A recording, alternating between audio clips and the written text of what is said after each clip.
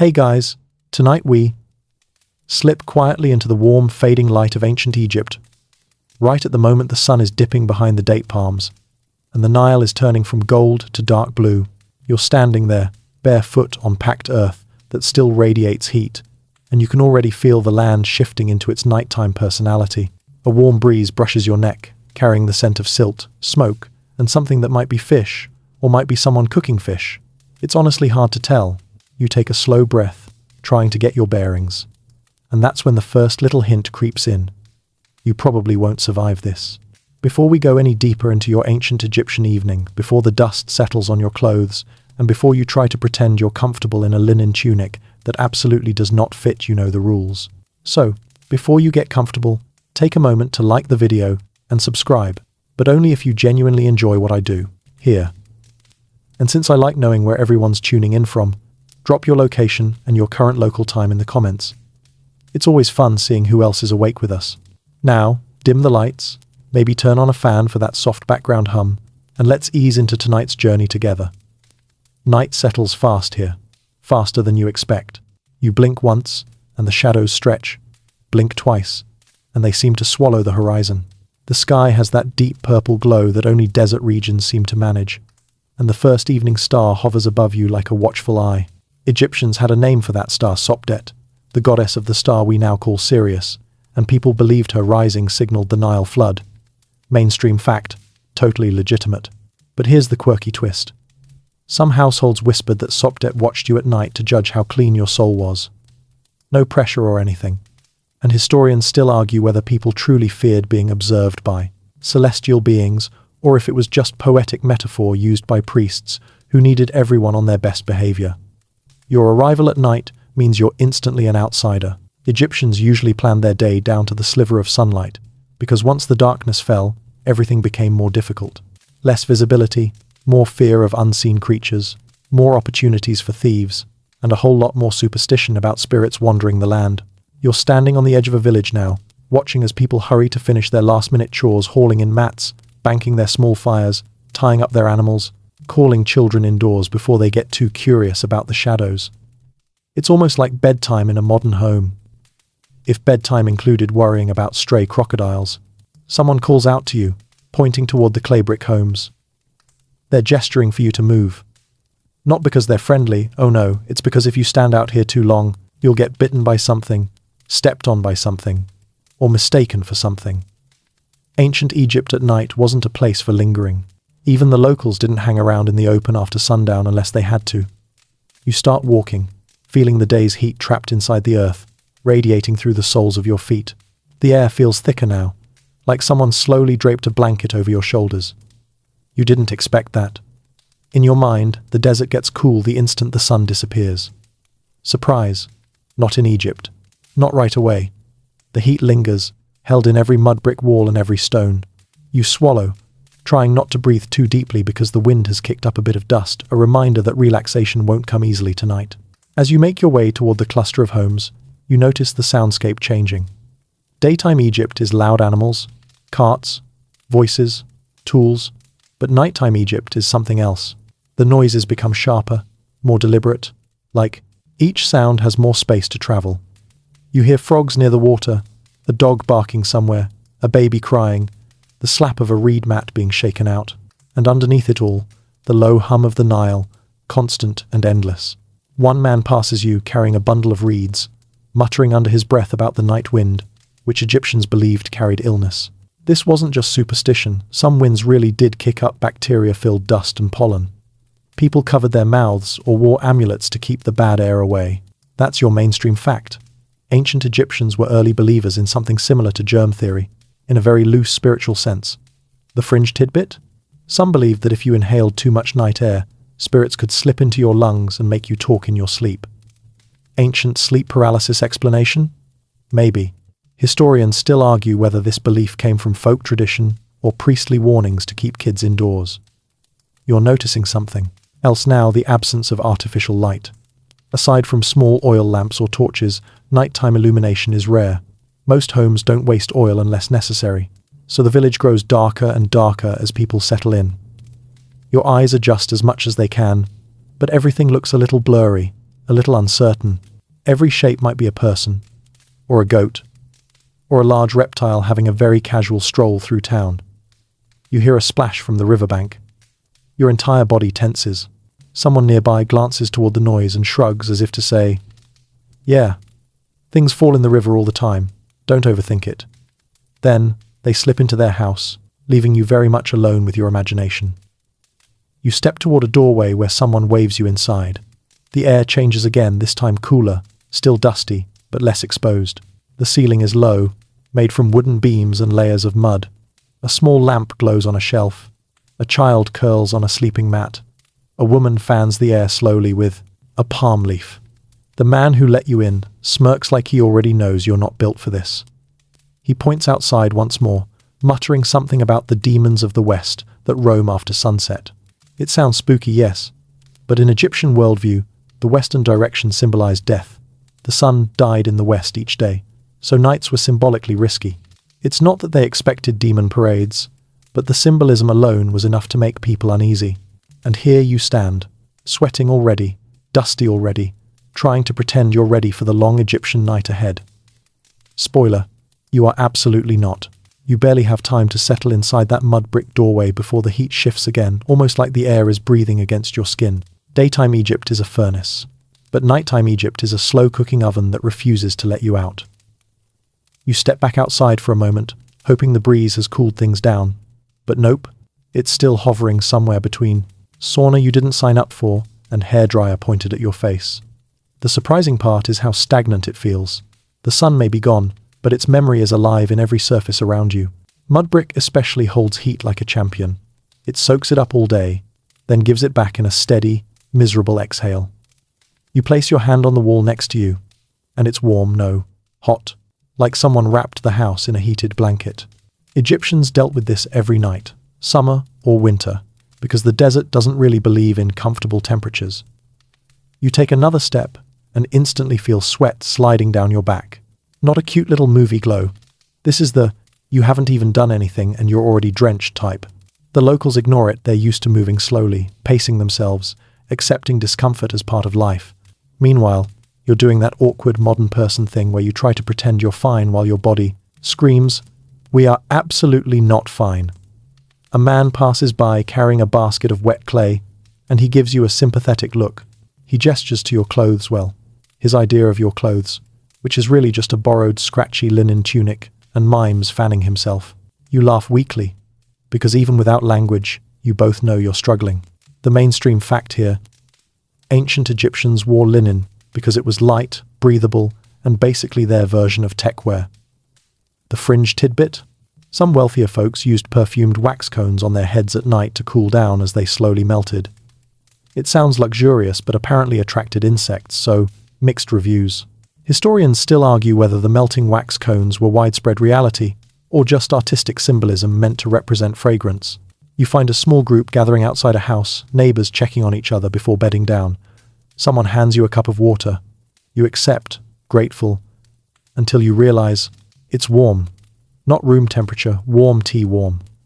Egyptians didn't refrigerate things, obviously, but even the Nile's water felt like bath water in certain seasons. You sip anyway, because dehydration here is not a joke.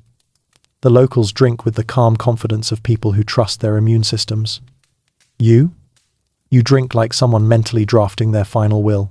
The air is thick enough that you feel you're swallowing heat thicker than the water itself. The Nile breeze rolls through occasionally, offering about 3 seconds of relief before fading again. One woman wipes her forehead and mutters that the breath of the desert is strong tonight. That's what Egyptians sometimes called the heavy, hot night wind, the desert's breath creeping from the west. You try to imagine the desert as a living creature breathing onto your neck and instantly regret the mental imagery. You wander toward the riverbank again, drawn by the sound of water. In modern times, a river, the breeze promises coolness. Here, not so much. The Nile behaves like a giant radiator, sun-heated during the day, slowly releasing warmth at night. You crouch by the edge and dip your fingers in. The water is warm, not refreshing, not soothing, just warm like a tea kettle that gave up halfway to boiling. A frog croaks nearby, loud and offended, as if you're intruding on its personal bath time. Someone behind you chuckles. It's the same father from earlier, the one with the reed bundle. He points at the sky, where the last traces of color are fading. He tells you the heat is worse on nights when the sun set angry. Angry meaning cloud-free, blazing, relentless, basically every Egyptian sunset ever. Mainstream fact again. Cloud cover in ancient Egypt was extremely rare, which meant nights cooled slowly. The quirky tidbit. Some Egyptians believed the sun god Ra heated the air twice, once during the day, and once on his nightly journey through the underworld. That second heat was invisible but felt by all who deserved it. Historians still argue whether this belief was tied to moral behavior or just a poetic explanation for, wow, it's still hot. You stand up and wipe your forehead again. The sweat refuses to evaporate because the air isn't dry enough yet. It's thick, almost syrupy, clinging to you. You take a step back and accidentally press your heel into wet mud. Your foot sinks, and you wobble, almost falling straight into the Nile. The father steadies you with one hand, laughing gently. He says something about city people. You're not from any city, he knows, but the insult still lands. As you walk back toward the village center, you notice how people arrange themselves for nighttime survival. Homes are left partially open to encourage airflow, doors ajar, reed mats propped up. A child fans her mother while humming. A group of older men sit close to the entrance of the village, hoping to catch even the slightest breeze from the bee. Desert before it shifts direction.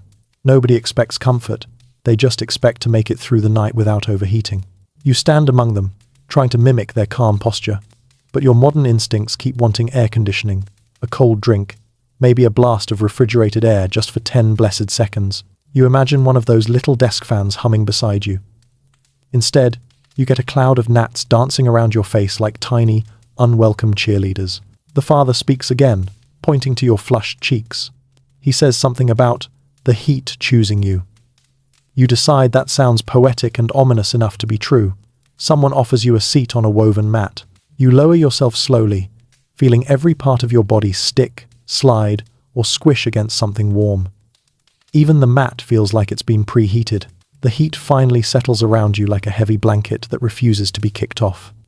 You lean back, staring at the stars, and realize you're only an hour into your ancient Egyptian night, and already you're close to tapping out.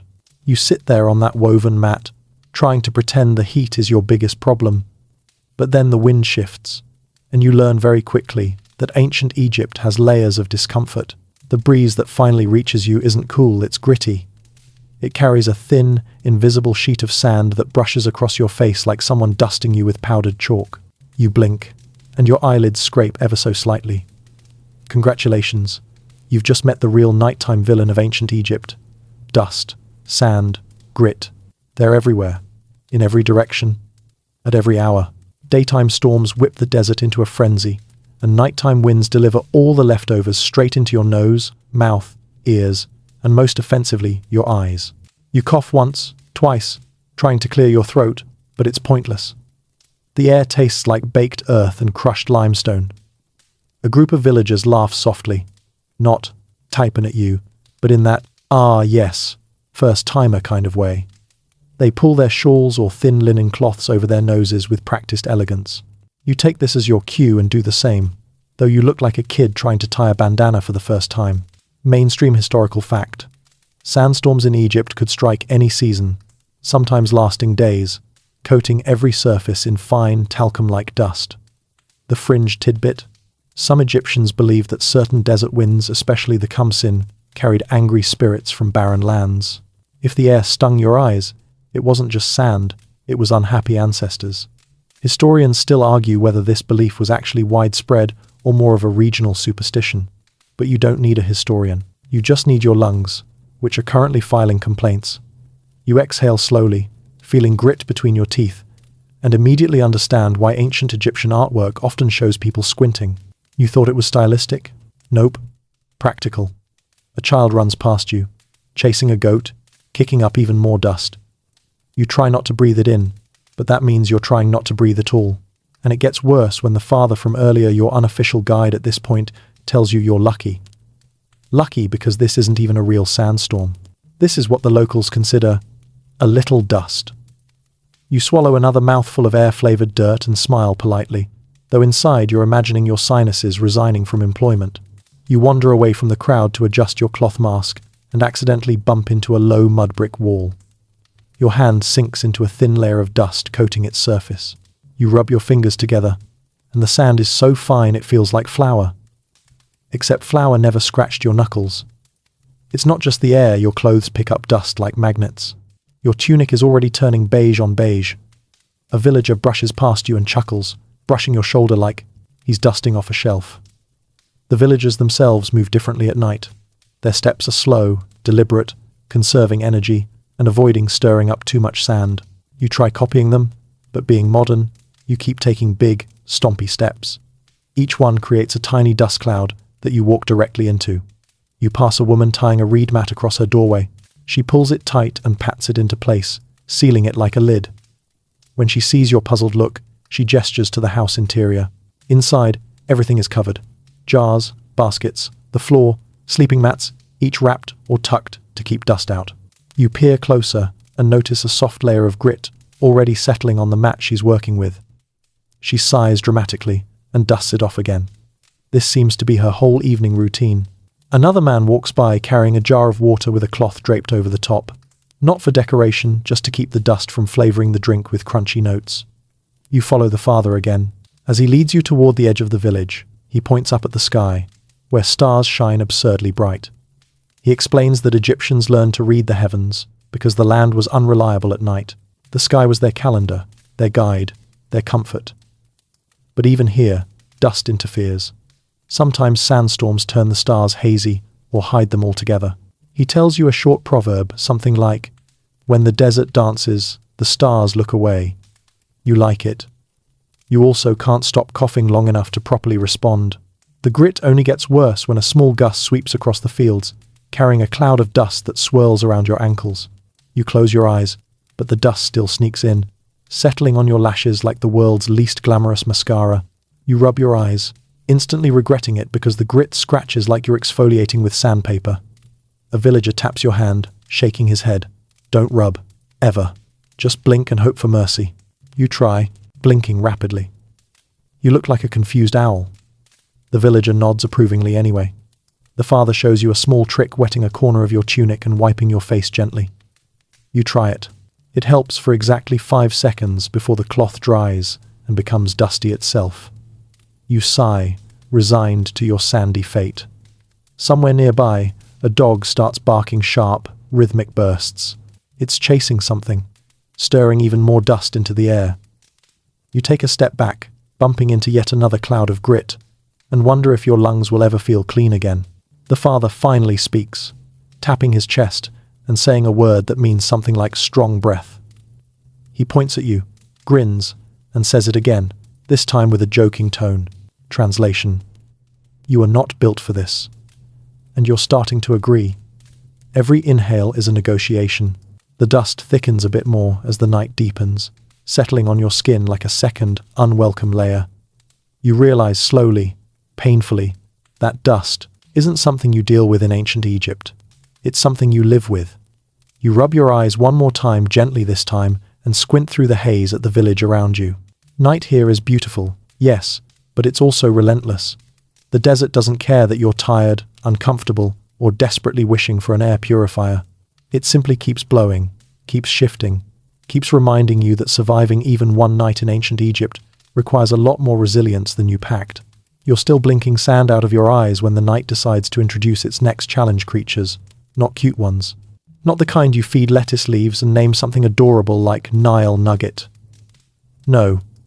You're stepping into the realm of things that skitter, slither, sting, and generally remind you that ancient Egypt wasn't designed with your comfort in mind. The first sign is the silence. Not peaceful silence, predatory silence. The kind that makes your skin crawl because it feels like the darkness is listening.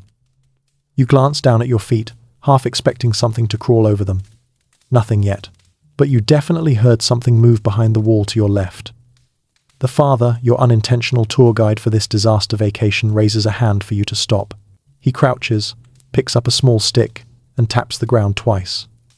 Only then does he signal for you to keep walking. You ask, very quietly, what that was about. He just smiles and points at a crack. Between the bricks, there it is. A scorpion. small, pale, and almost elegant in a "please don't let that touch me" kind of way. The villagers barely blink at it. They've seen hundreds, black ones, yellow ones, desert ones, riverbank ones. You? You take one involuntary step back toward the open darkness, which is honestly not safer. Mainstream fact: scorpions in ancient Egypt were common, and their stings ranged from painful to deadly. They were such a constant danger that Egyptians had entire spells and amulets dedicated to protecting against them. The fringe tidbit: some Egyptians believed that scorpions served the goddess Serket, who watched over the dead. If one crossed your path at night, it meant a spirit is passing. Historians still argue whether this was widely believed or a poetic idea spread through temple texts. You stand there, frozen, while the father calmly scoops the scorpion onto the stick and flicks it toward the edge of the village, where it disappears like a living shadow. Before you can breathe, something else moves. This time, the sound comes from the grass near the riverbank. Soft, steady, rhythmic. A glide, a slide, a sinuous whisper of movement. A snake. This one you do not approach, not even a little. Egypt had venomous species, and though bite fatalities were less common than scorpion stings, they still happened. Locals walked with a certain awareness, keeping their steps light and eyes scanning the ground. You? You're staring into the dark like someone waiting for a jump scare. The father just shrugs. Snakes are normal. Snakes are life. Snakes are fine as long as they're facing that way. You nod even though you're seriously reconsidering staying outside at all. Just as you're thinking it can't get worse, a soft rustling comes from the rooftops. You tilt your head back. Owls. Multiple owls. You'd think that would be comforting. Owls look wise, fluffy, maybe a little dramatic in drawings. But here? They seem intense, watchful, silent except for the occasional deep hoot that echoes down the street like a warning. Egyptians associated owls with night, death, and secrets. Some thought they carried messages from the underworld. And based on how these owls are staring at you, yes, staring, you are fully prepared to believe every superstition ever written. One owl swoops down low, silent as a shadow, and passes just inches from your head. You jump. A villager laughs so hard he nearly drops the bundle of reeds he's carrying. He gestures at the owl and says something that translates roughly to, "He thinks you're food. You're not comforted." You move again, and this time your foot nudges something soft, something that squeaks. You freeze. A rat darts past you, followed by another, then another. The villagers ignore them unless one gets too bold. Rats were part of the ecosystem here, annoying, yes, but normal. They ate grain, stole scraps, squeaked all night, and absolutely refused to let anyone sleep in peace. The father nudges you, pointing toward the shadows near the fields. Something glimmers. Eyes. Several pairs of eyes. Low to the ground, slow blinking. You squint, trying to identify the shapes. Jackals. Egyptian jackals. Thin, sharp-faced, golden-furred, moving like spirits with paws. They slip between the reeds as quietly as wind. Egyptians associated jackals with Anubis, the god of mummification. Seeing one wasn't automatically bad, but the way they watch you now, it feels personal. The father explains softly that jackals are mostly scavengers. They won't attack unless desperate or provoked. You try to take comfort in that, really. You do, but the way their eyes track your every step doesn't exactly scream friendly. You walk a little closer to the village houses again, because being near walls feels safer. That's when you hear the buzzing. A mosquito. No, multiple mosquitoes. Massive ones. Desert ones. The kind that look like they bench press other bugs for sport. You slap one off your arm, then your neck, then your leg. The villagers smear a mixture of herbs and oil on their skin to repel insects. You, however, smell like sweat, fear, and modern helplessness, the exact fragrance profile mosquitoes adore. A woman waves you over and offers a tiny pottery jar. Inside is something that smells like crushed mint, lemongrass, and something slightly swampy. She gestures for you to dab it onto your arms. You do. It helps a little, but mosquitoes still hover, persistent, curious, determined to ruin your night. Mainstream fact. Ancient Egyptians fought mosquitoes constantly, using smoke, oils, and nets. The fringe tidbit.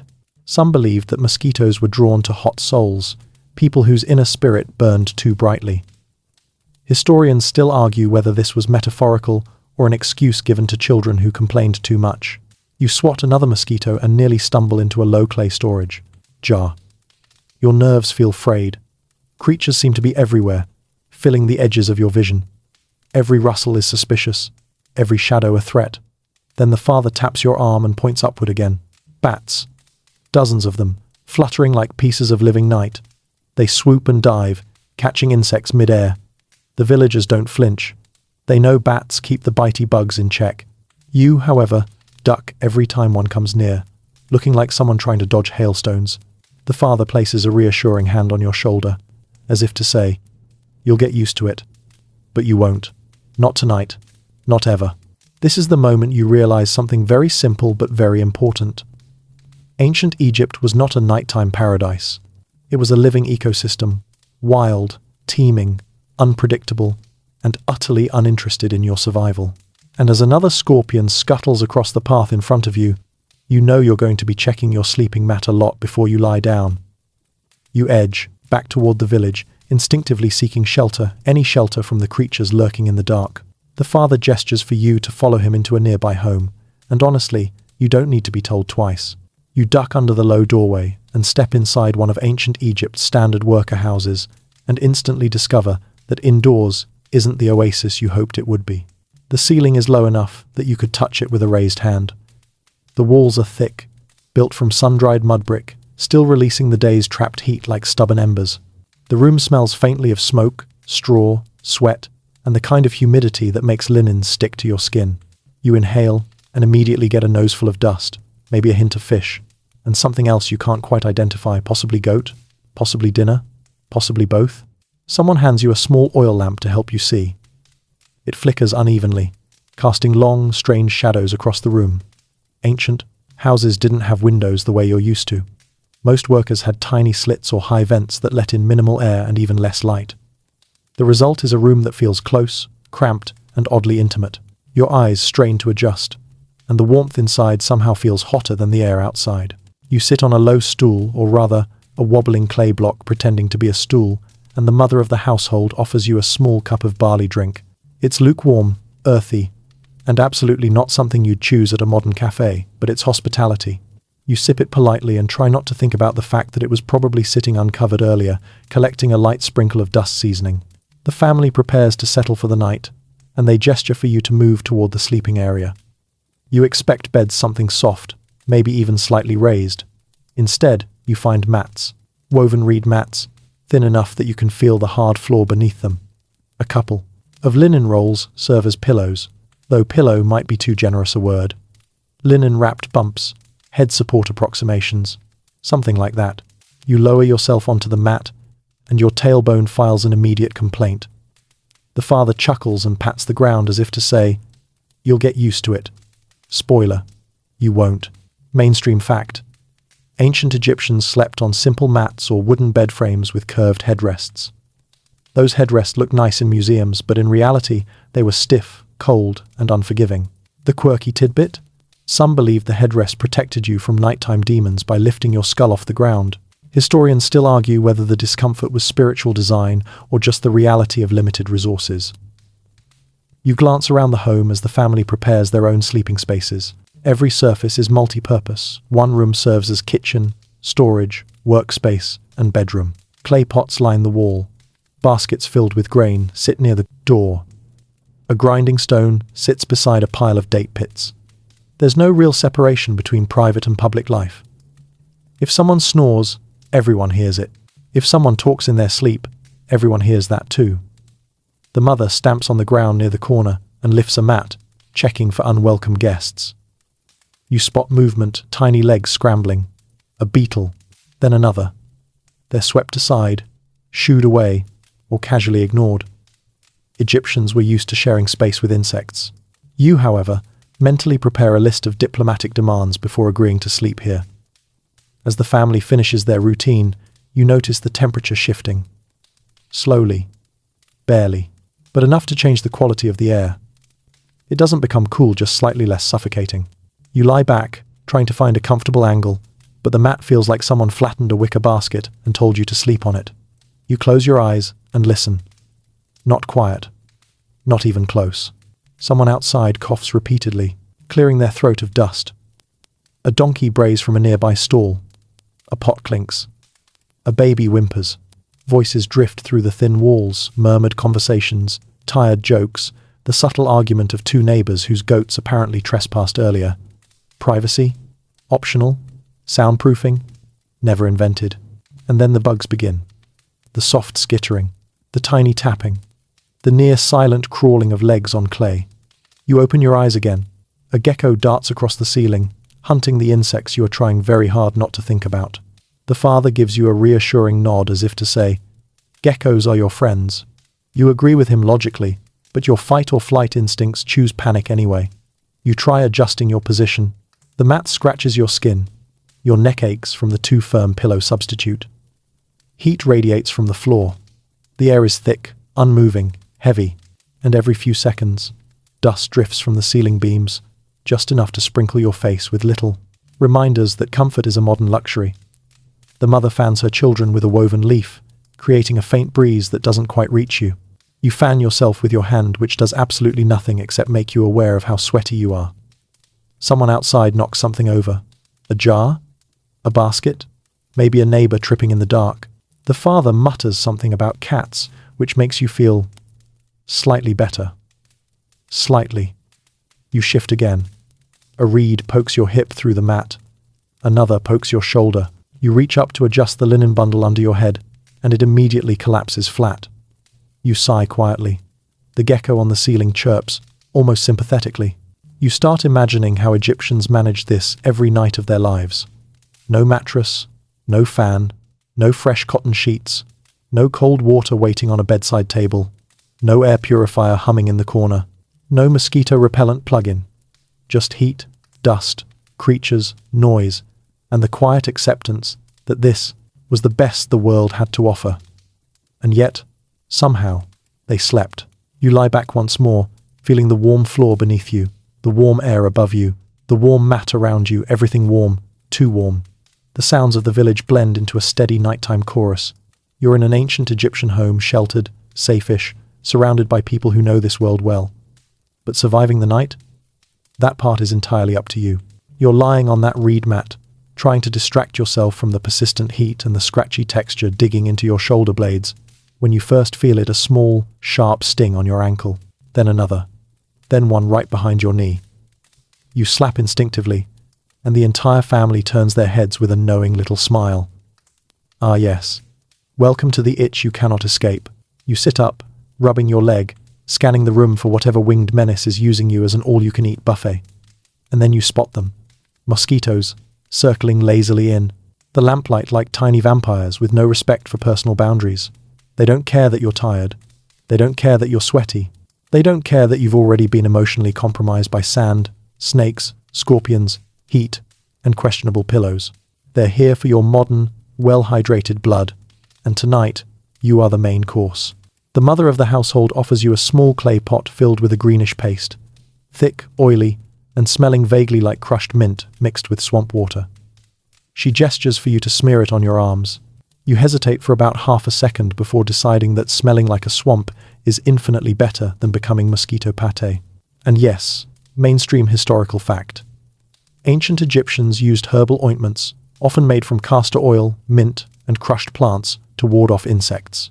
They also burned incense to keep bugs away, which explains the faint, smoky smell lingering in every corner of the room. The quirky tidbit: some Egyptians believed mosquitoes targeted people whose inner fire burned too brightly. Basically, if you were bitten a lot, it meant your soul was spicy. Historians still argue whether this was a widespread superstition or just something parents told itchy children to make them feel special. You finish smearing the ointment onto your skin and notice the mother applying more to her kids. She moves with practiced efficiency, dabbing behind ears, along necks, across small arms and legs. Everyone here is used to the nightly ritual. To them, it's normal. To you, it's like gearing up for battle. But mosquitoes are only the beginning. A faint rustle near your mat draws your attention. You lift the edge and instantly regret every life choice that led you to this moment. Ants. Not your familiar kitchen counter ants, desert ants, determined ants. The "we do not know you, but we are committed to crawling on you anyway" ants. They travel in determined little lines across the floor, occasionally climbing over your hand like you're just another obstacle in their evening commute. You scoot away, but the ants simply reroute. The father watches your panic and laughs, not unkindly, but in the way someone laughs when watching a toddler discover grass for the first time. He points to the ceiling. "Better there than those," he says. You follow his finger. Spiders. Not enormous ones, thankfully not Mummy Tomb horror movie spiders, but a few long-legged ones hanging near the rafters. They sway gently in the lamplight, like tiny acrobats performing for an audience that never applauds. You swallow hard. The father waves a dismissive hand. Good. They eat the mosquitoes. You nod politely, as if the spiders can hear and appreciate the compliment. You lie back again, trying to pretend none of this bothers you. You can endure heat. You can endure dust. You can endure hard mats and noisy neighbors. But the itching, it starts small. A prick on your calf, then your shoulder, then your temple. You slap at nothing. You wipe at imaginary bugs. Your brain has officially reached phantom itch stage, where your nervous system just assumes everything is biting you. You shift uncomfortably, and this time, the mother hands you something else. A strip of finely woven linen. She motions for you to drape it over yourself like a protective veil. It's their version of a mosquito net. You tuck it around your body and instantly feel a bit safer, until you realize the linen doesn't actually block all insects, just the lazier ones. The high-ambition mosquitoes still find creative entry points. The father mutters something about sleeping up on the flat roof being cooler, but tonight the wind is too dusty, so the family has chosen the ground floor. You imagine yourself sleeping outdoors with zero protection, exposed to every bug, bat, and reptile in Egypt. And suddenly, the linen cocoon feels luxurious. You close your eyes again, hoping for the moment of peace. Nope. A loud buzzing right next to your ear snaps your eyes open. The insect bounces off your cheek and ricochets into the linen. You mutter a noise that is definitely not ancient Egyptian in origin. The family chuckles again. You're itchy, sweaty, exhausted, mildly insulted by multiple insects, and beginning to suspect that every creature in Egypt has collectively agreed that you are their evening entertainment. But you're still not free, because soon you notice the other nighttime visitor, the one no one warned you about. You feel something tiny crawl across your ankle, soft, quick, and delicate. You lift the linen and spot a tiny beetle, shiny, harmless-looking, and determined. It pauses, looks at you. You swear it looks at you, then crawls over your foot like you're a rock in its path. You exhale sharply, shaking your leg until it falls off.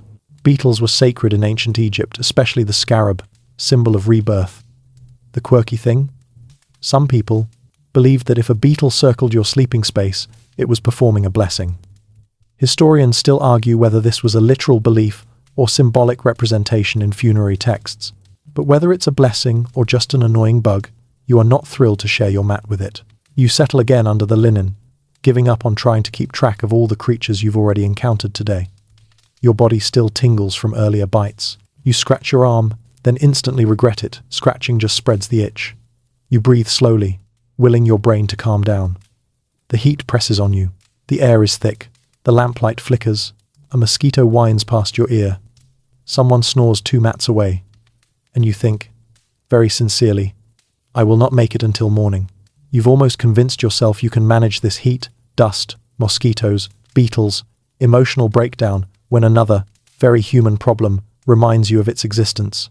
You kind of need to pee.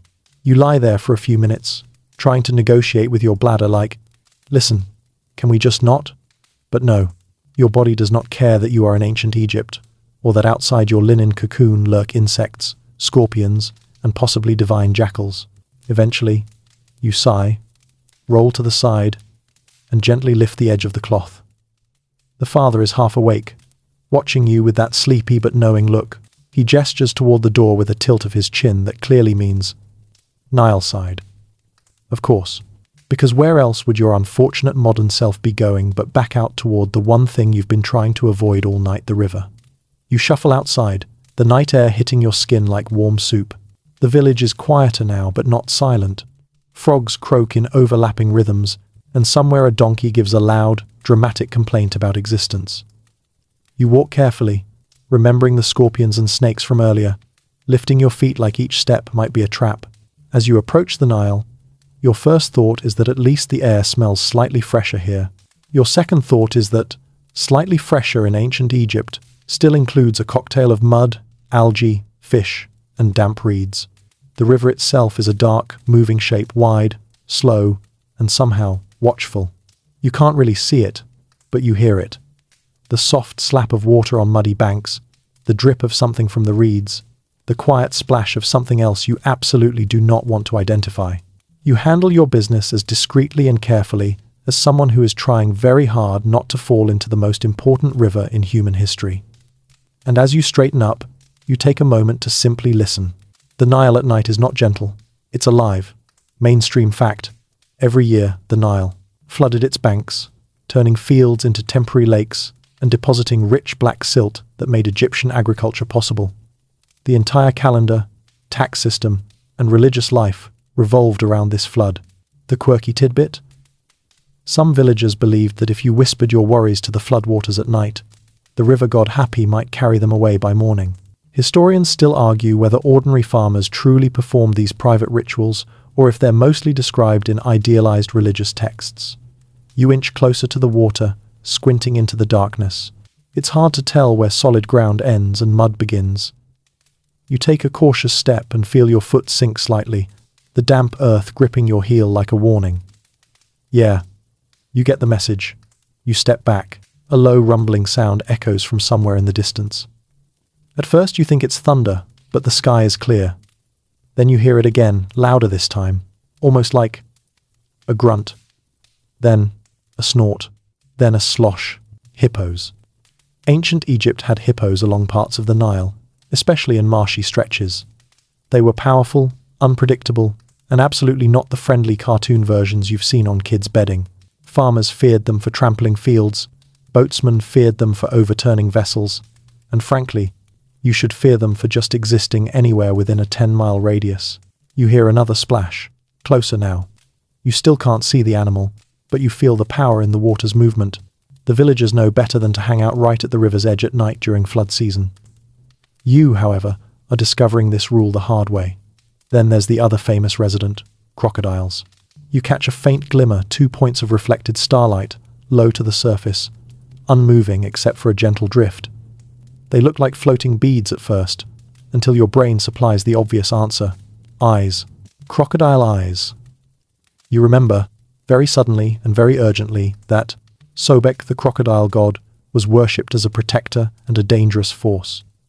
People left offerings to him along the Nile, hoping he would spare them from his toothy children. You, with 0 offerings and a strong desire to remain uneaten, take 3 subtle steps back. The river laps at the bank, an indifferent rhythm. You can imagine what it would be like when the floodwaters rise higher, creeping into the edges of the village, saturating floors, pushing frogs, fish, and the occasional snake into people's doorways. The Nile giveth, yes, but it also casually deposits new problems right where you sleep. There's another, stranger thing you notice near the reeds. A faint glow. Just a little one, a pale flicker, hovering over the marshy patches like someone lit a candle and then changed their mind. It appears, fades, appears again, hovering just above the mud. You blink, unsure if you're seeing things or just exhausted. Some ancient Egyptians, especially in rural areas, believed that lights appearing above the swamp at night were spirits or wandering souls. Today we might blame marsh gas, little pockets of methane igniting in tiny spontaneous flares.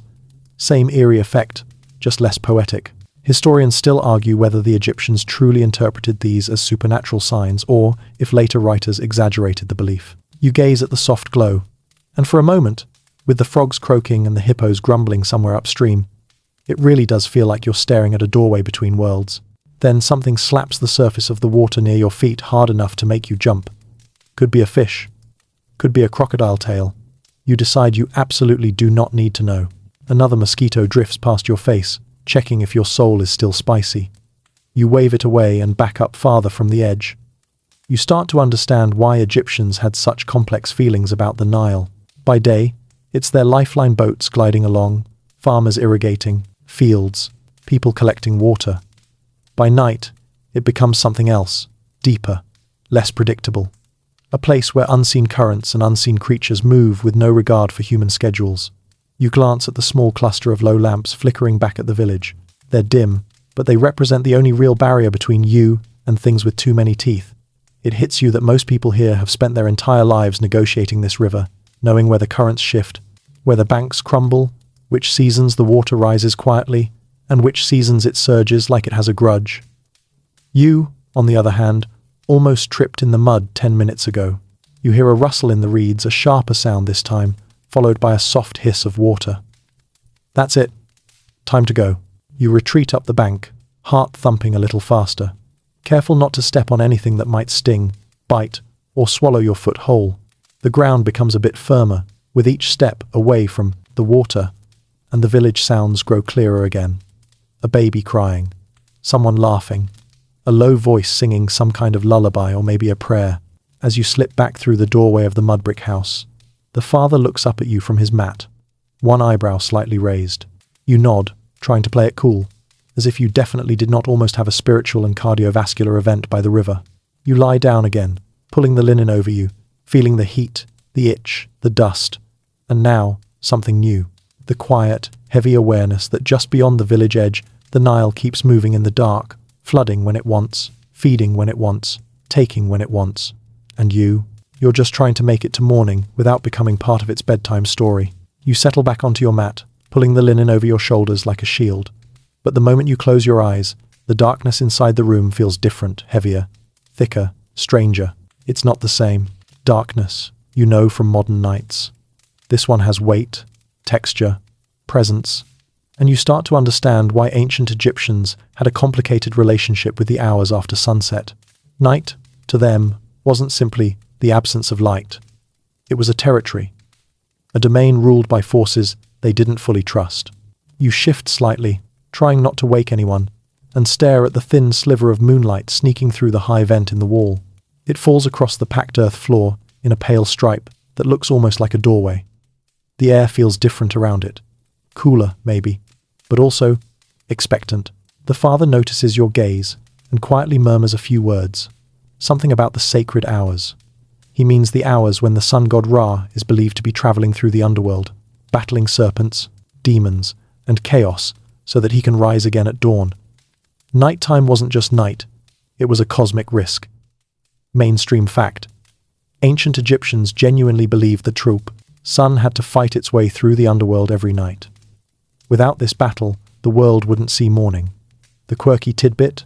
Some households whispered that if you stayed awake too long, your wandering thoughts might attract shadows from that underworld, like leaving your front door unlatched. Historians still argue whether this was literal belief or a poetic metaphor used to encourage good sleep schedules. Either way, it doesn't help you relax.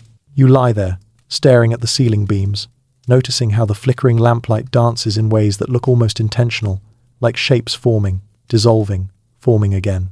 You blink a few times, trying to reset your brain, but the shadows shift again, and you begin to understand why nighttime in Egypt wasn't considered cozy. The family begins a quiet ritual. Not dramatic, there's no chanting, no incense parade, but a soft, murmured prayer. The mother traces a small symbol on her child's forehead, almost like a protective seal. You've seen that symbol before, an eye. The Eye of Horus, the protective one. The father does the same gesture over the doorway, brushing his fingers across the lintel as if sealing it from something outside. You swallow. Are they sealing out wildlife? Or something else? Without a word, the father tosses a pinch of dried herbs into the lamp flame. It pops faintly, releasing a thin trail of smoke that coils upward like a narrow snake. The scent changes sharper, herbal, slightly sweet. The mother leans over, inhales the smoke gently, then fans a bit of it toward her children. Mosquito repellent, probably. But also, maybe, not just mosquito repellent.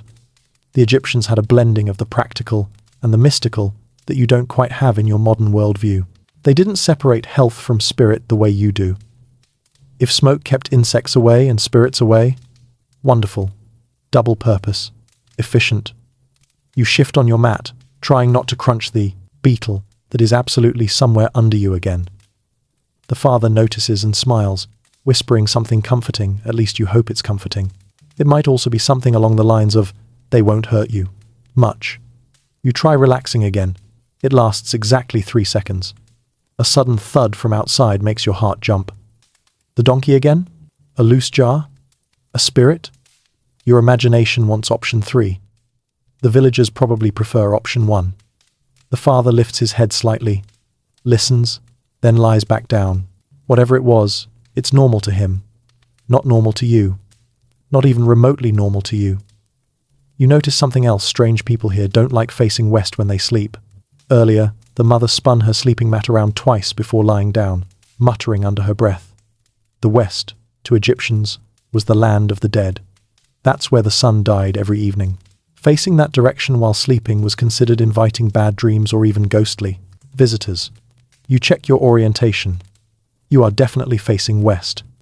You quietly rotate your mat 90 degrees. The father watches you with amusement. He knows exactly what you're doing. He gives a slow nod of approval, the kind you give a child who finally learns not to touch a hot stove. As your body slowly settles again, you hear soft footsteps outside. Someone moving through the street, then another person, then 2 low male voices. Not threatening, just quiet, purposeful. They're performing a nighttime check, the ancient equivalent of a neighborhood watch. Egypt wasn't lawless at night, but there was an understanding.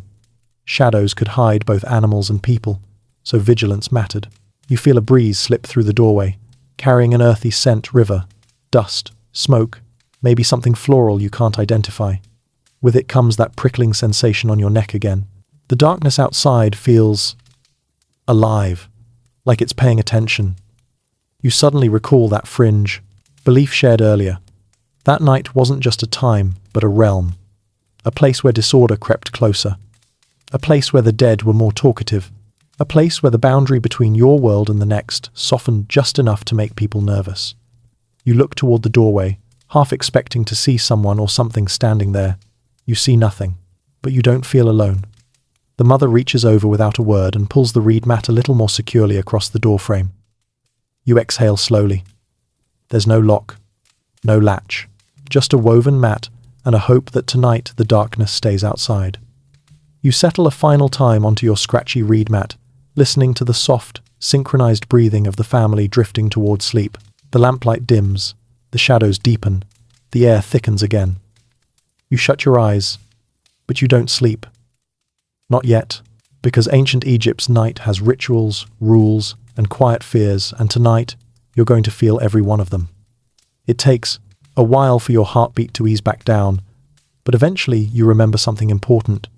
You're still covered in dust, sweat, river mist, bug repellent, and what you sincerely hope was only a beetle earlier.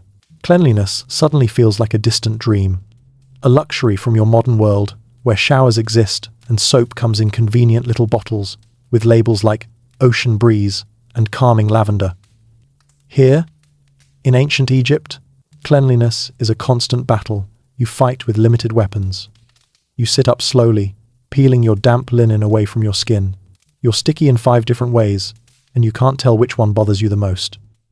The mother notices your discomfort and gestures for you to follow her to the small courtyard behind the house. You stand carefully checking the floor for scorpions first, because you've learned, and pad quietly behind her. The courtyard is dim, lit only by moonlight and a small clay lamp. In one corner sits a simple jar of water, narrow-necked, cool to the touch, and carried up earlier from the Nile. She motions for you to use some of it. You hesitate, not because you're unsure how, but because the jar represents the household's limited supply. Water isn't infinite here. It's fetched, carried, guarded, and used with the precision of a surgeon. Every drop counts. You mime just a little, and the mother nods approvingly. You cup your hands and splash the water onto your face. For 3 glorious seconds, you feel relief. Cool, refreshing, almost holy relief. Then you realize something. Even the clean water from the jar tastes a bit earthy, a bit like the jar itself. And the more you splash, the more you notice that the water has a faint scent of silt. This is normal here. Egyptians filtered water through cloth, settled it in jars, and trusted their stomachs to handle the rest. Your stomach makes a small, nervous sound. Still, the brief coolness helps. You scrub your arms lightly, watching dirt swirl away in thin, brownish streaks. The mother hands you a piece of linen, slightly rough, slightly damp, probably used earlier, and gestures for you to wipe down. You do. and you instantly understand why ancient hygiene was more about maintenance than transformation. You don't get clean, you get less dirty. Mainstream fact: Egyptians valued cleanliness and often washed several times a day, using natron, oils, and water when they could. They even shaved their heads or wore wigs, partly to avoid lice. Quirky tidbit: some believed that washing before sleep kept bad spirits from settling into your pores. Yes, your pores. Historians still argue whether this was literal belief or poetic metaphor for keeping healthy habits. You wipe sweat from your neck, but instantly more sweat appears. The air is thick, humid in a strange desert way, like the heat can't decide if it wants to leave or keep tormenting you. You fan your shirt uselessly. The mother smiles, sympathetically. She points to a pot near the wall filled with fragrant herbs and something that looks like fine white powder. Natron, a naturally occurring mixture of salts that Egyptians used for everything: cleaning bodies, washing clothes, deodorizing, even mummification. She takes a pinch and offers it to you. Now, no one warns you that natron feels like gritty baking soda mixed with sandpaper. You rub a little on your hands and nearly gasp. It exfoliates you so aggressively, you start wondering if you're removing skin or entire emotional layers. But it works. Your hands feel cleaner, even if slightly abused. You try a tiny bit on your underarms. Immediate sting, immediate regret, immediate respect for Egyptian toughness. The mother giggles softly, pats your shoulder, and takes the natron away before you unintentionally dissolve yourself. You attempt another face wipe, but the moment you breathe, dust floats right back onto your damp skin. It's pointless. You're fighting a factum, losing battle against the desert itself. Cleanliness here is temporary, fleeting, fragile, like trying to stay dry in rain. You look around the courtyard and notice the entire space is designed to manage dirt, not eliminate it. The surfaces are rough, organic, easy to sweep, but impossible to sterilize. Baskets hang from ceiling hooks to keep pests away. Cloth covers jars to block dust. Tools lean against the walls, each one worn smooth by decades of hands. This isn't a world where you conquer nature. It's a world where you adapt to it. The father joins you, carrying a small jug of scented oil. He pours a drop into your palm, motions for you to rub it onto your skin. You do, and suddenly you smell surprisingly nice. Like crushed lotus, maybe, or sweetgrass, or something floral and ancient.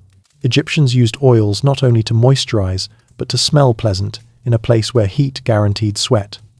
You rub some onto your arms, your neck, your chest. The oil forms a protective sheen that helps block dust slightly. But it also attracts mosquitoes. Great. You decide you can't win tonight. You glance at the skin of the children. They're dusty too, but in a settled, natural way. Their bodies have adapted to this world. Their paws probably don't panic at a thin film of earth. You, however, already feel a pimple forming across several dynasties. The father laughs softly and points to the man next door, who is rinsing his feet with water from a shared jar. The water hits the ground and instantly turns muddy, soaking into the earth in seconds.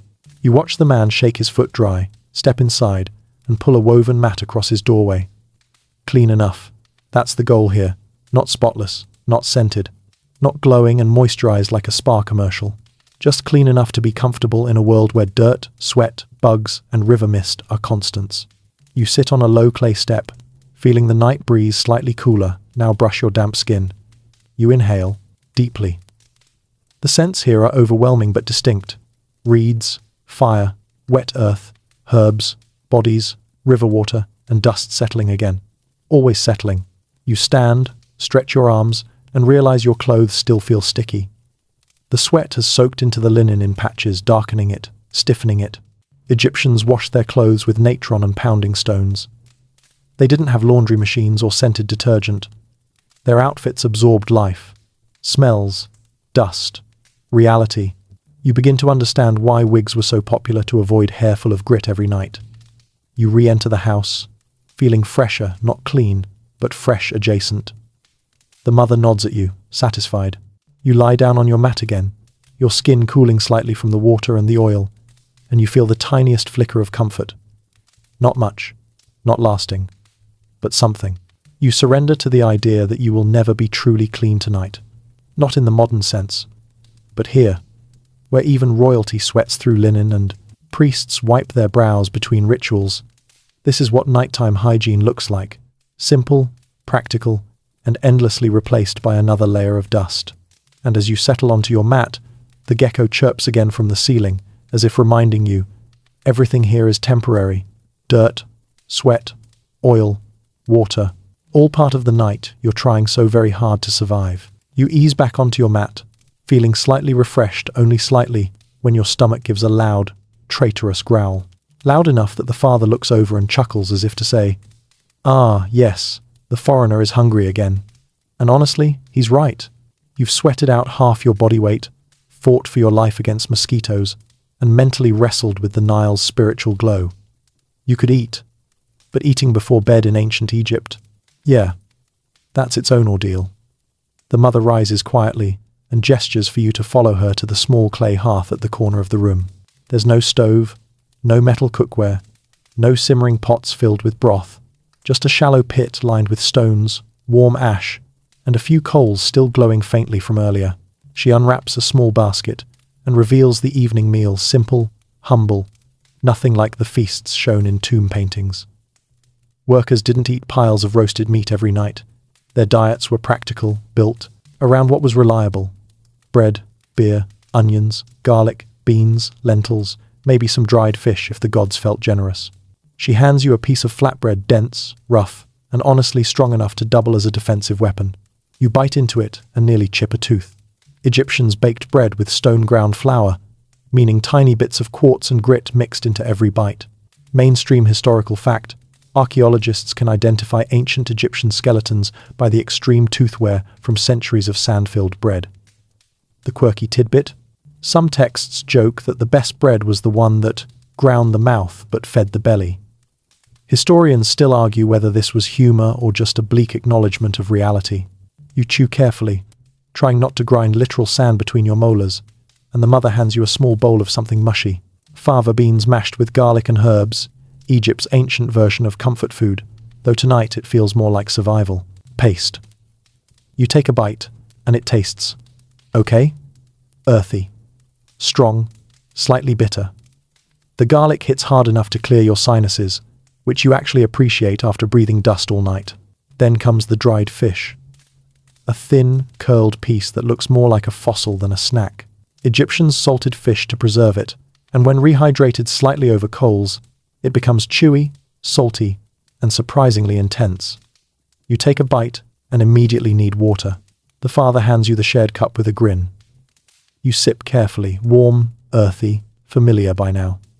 Your stomach isn't struggling with the ingredients. No, the trouble comes a few minutes later, when your modern digestion begins interrogating the situation like, what, exactly, did you just feed me? You feel a little cramp, then another. The father sees your expression and pats his stomach sympathetically.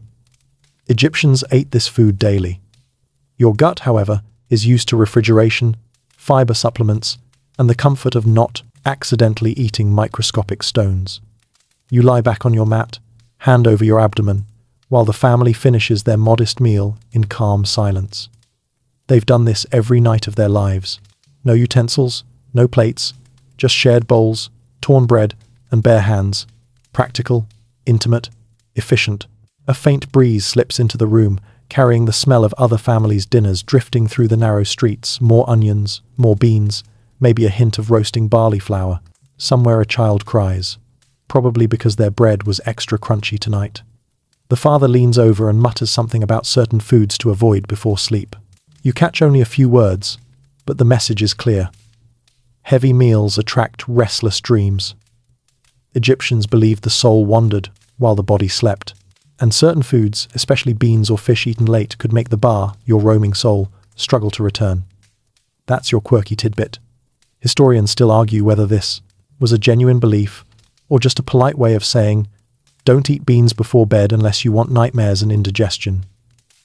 You stretch your arms gently, trying to ease the discomfort in your belly. The mother offers you a small lump of something sweet, date cake, soft and sticky. It's the nicest thing you've tasted all day. Bright, sugary, almost comforting. Then you remember something. Sugar didn't exist here. Dates were sugar. This is dessert, luxury, reward. You savor each bite like it's the last good thing you'll experience tonight, which, judging by your track record so far, is likely true. As you finish, the father hands you a small clay cup with a foamy liquid inside. You sniff it. Beer.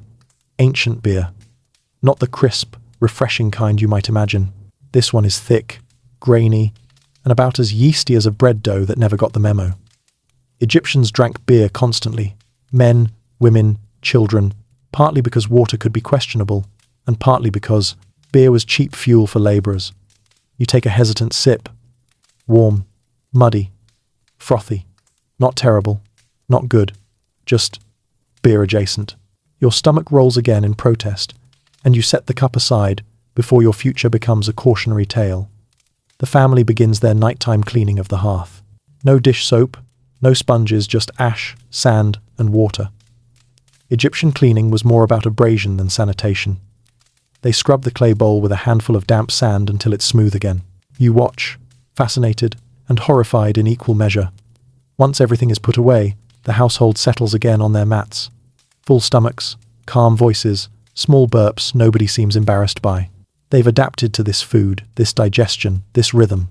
You have not. Your belly gurgles threateningly. The father laughs. The mother hands you another scrap of bread as if that will help. You nibble the tiniest corner and pray. You lie back, trying to breathe through the discomfort. The meal sits heavily in, your gut warm, dense, humming with garlic and salt. You can almost feel your stomach negotiating with itself like an ancient council, debating whether to accept or rebel. Outside, night deepens. Stars shimmer. A faint breeze stirs dust motes in the lamplight. You place a hand on your abdomen and whisper to yourself, "You're going to be fine." Probably. But deep inside, your digestive system responds, "You absolutely would not last a night here." You try to lie still, letting your stomach negotiate with the grains, the garlic, the unexpected crunch of ancient sand, when a soft knock comes at the doorway, 3 gentle taps. The father sits up immediately, not alarmed, not surprised, just resigned, like someone hearing their alarm clock go off at 4 a.m. He gestures for you to rise. Wait, what? You thought everyone was going to sleep now. But no, because in ancient Egypt, nighttime wasn't always rest time. For many workers, farmers, bakers, guards, servants, and laborers, night was just the second shift. The cooler hours were precious. Some work could only be done after sunset, and if you're here, pretending to be part of the household, you're joining the routine whether you're ready or not, which you absolutely are not. You stand, wobbling slightly, whether from fatigue or digestive distress is unclear, and follow the father into the warm night air. The stars overhead are bright enough to cast faint shadows. Torches glow along the narrow street. You hear low voices, footsteps, and the distinct clatter of tools being prepared. A small group of villagers is gathering. Some carry baskets, some carry nets. A few carry simple tools, hoes, sickles, water jars. Everyone looks tired but determined. The coolness, or what passes for coolness here, is precious, and they intend to use it. The father hands you a woven basket, heavy and empty. You hold it like someone trying to handle a museum artifact without breaking it. He gives you a soft pat on the load, the shoulder that definitely means, "Try not to embarrass us." You follow the group toward the edge of the fields, just beyond the last line of mud brick homes. The ground shifts from packed earth to softer, darker soil, rich from the Nile's last flood. You can smell moisture here, earthiness, something alive, something growing, something that will rot instantly if you mishandle it in this humidity. Egyptian agriculture didn't sleep. Mainstream fact, farmers often worked at dawn and dusk, and sometimes at night, to avoid deadly midday heat. Nighttime irrigation was common, and some harvesting was done in moonlight. Quirky tidbit: some believed that plants grew faster under certain stars, so working beneath them brought better luck. Historians still argue whether this was a ritual belief or just a poetic farming proverb. You step into the field behind the father, trying not to trip over the narrow mud canals that crisscross everything. One wrong step, and you'll be ankle-deep in squishy, mosquito-filled water that smells like warm compost. You lift your foot carefully, trying to mimic the graceful shuffle of the villagers. Instant fail. Your sandal sinks into a patch of mud you did not see. The sucking sound it makes is so embarrassing that even the frogs seem to pause and judge you. The father helps yank your foot free, and you wobble, catching yourself on someone else's shoulder. They laugh. You laugh. You pretend this is fine. It is not fine. Villagers begin their tasks. Some gather herbs. Some pull up onions. Some check irrigation channels to ensure they haven't clogged with silt. The father hands you a bundle of reeds to sort thin, flexible, and slightly damp. Your job is to remove the dead ones. You attempt to do this gracefully, but your hands are tired, your stomach is whining, and your brain is slowly losing its capacity for dignity. Meanwhile, the real workers move with practiced efficiency. They talk quietly, laugh softly, complain gently about the heat, the bugs, the fields, the pharaoh, the taxes, the goats, and life in general. It feels surprisingly modern. Humans have always bonded over shared suffering. A young boy, maybe 12, runs past carrying a clay lamp on a stick. He stops to relight the torches along the field's edge, keeping the path visible. The flickering lights cast long, eerie shadows across the crops, making everything look twice its actual size. You catch the father whispering as he works not a prayer exactly, but more like an old rhyme. Something about keeping watch for creatures of the night. You hope he means jackals. You fear he means something else. The group moves on, and you stand, stretching your back. The basket you're holding is now full of reed scraps. You didn't do it well, but you did it. Sort of. Villagers nod politely as they pass, though you can tell they're amused by your slow, clumsy pace. Then you hear a noise. A low, throaty croak, then another, then dozens more. The frog chorus begins again, loud enough to drown out conversation. In ancient Egypt, frogs symbolized fertility and rebirth. But here, at the river fields, they symbolize, brace yourself, the mud is alive. The father taps your arm and gestures to a spot where a small pile of grain sacks sits. One of them has toppled over, spilling barley everywhere. He mutters something about mice. You move toward the sack, trying to help lift it, but it's heavier than you expect. Grain is dense, and this sack feels like it's filled with both barley and despair. Together, you hoist it upright. Your arms shake. The father hides a smile. Just barely. Then comes the next task, drawing water. He leads you to the shadoof, a wooden lever system used to lift water from the canal. It looks simple but demands strength and rhythm.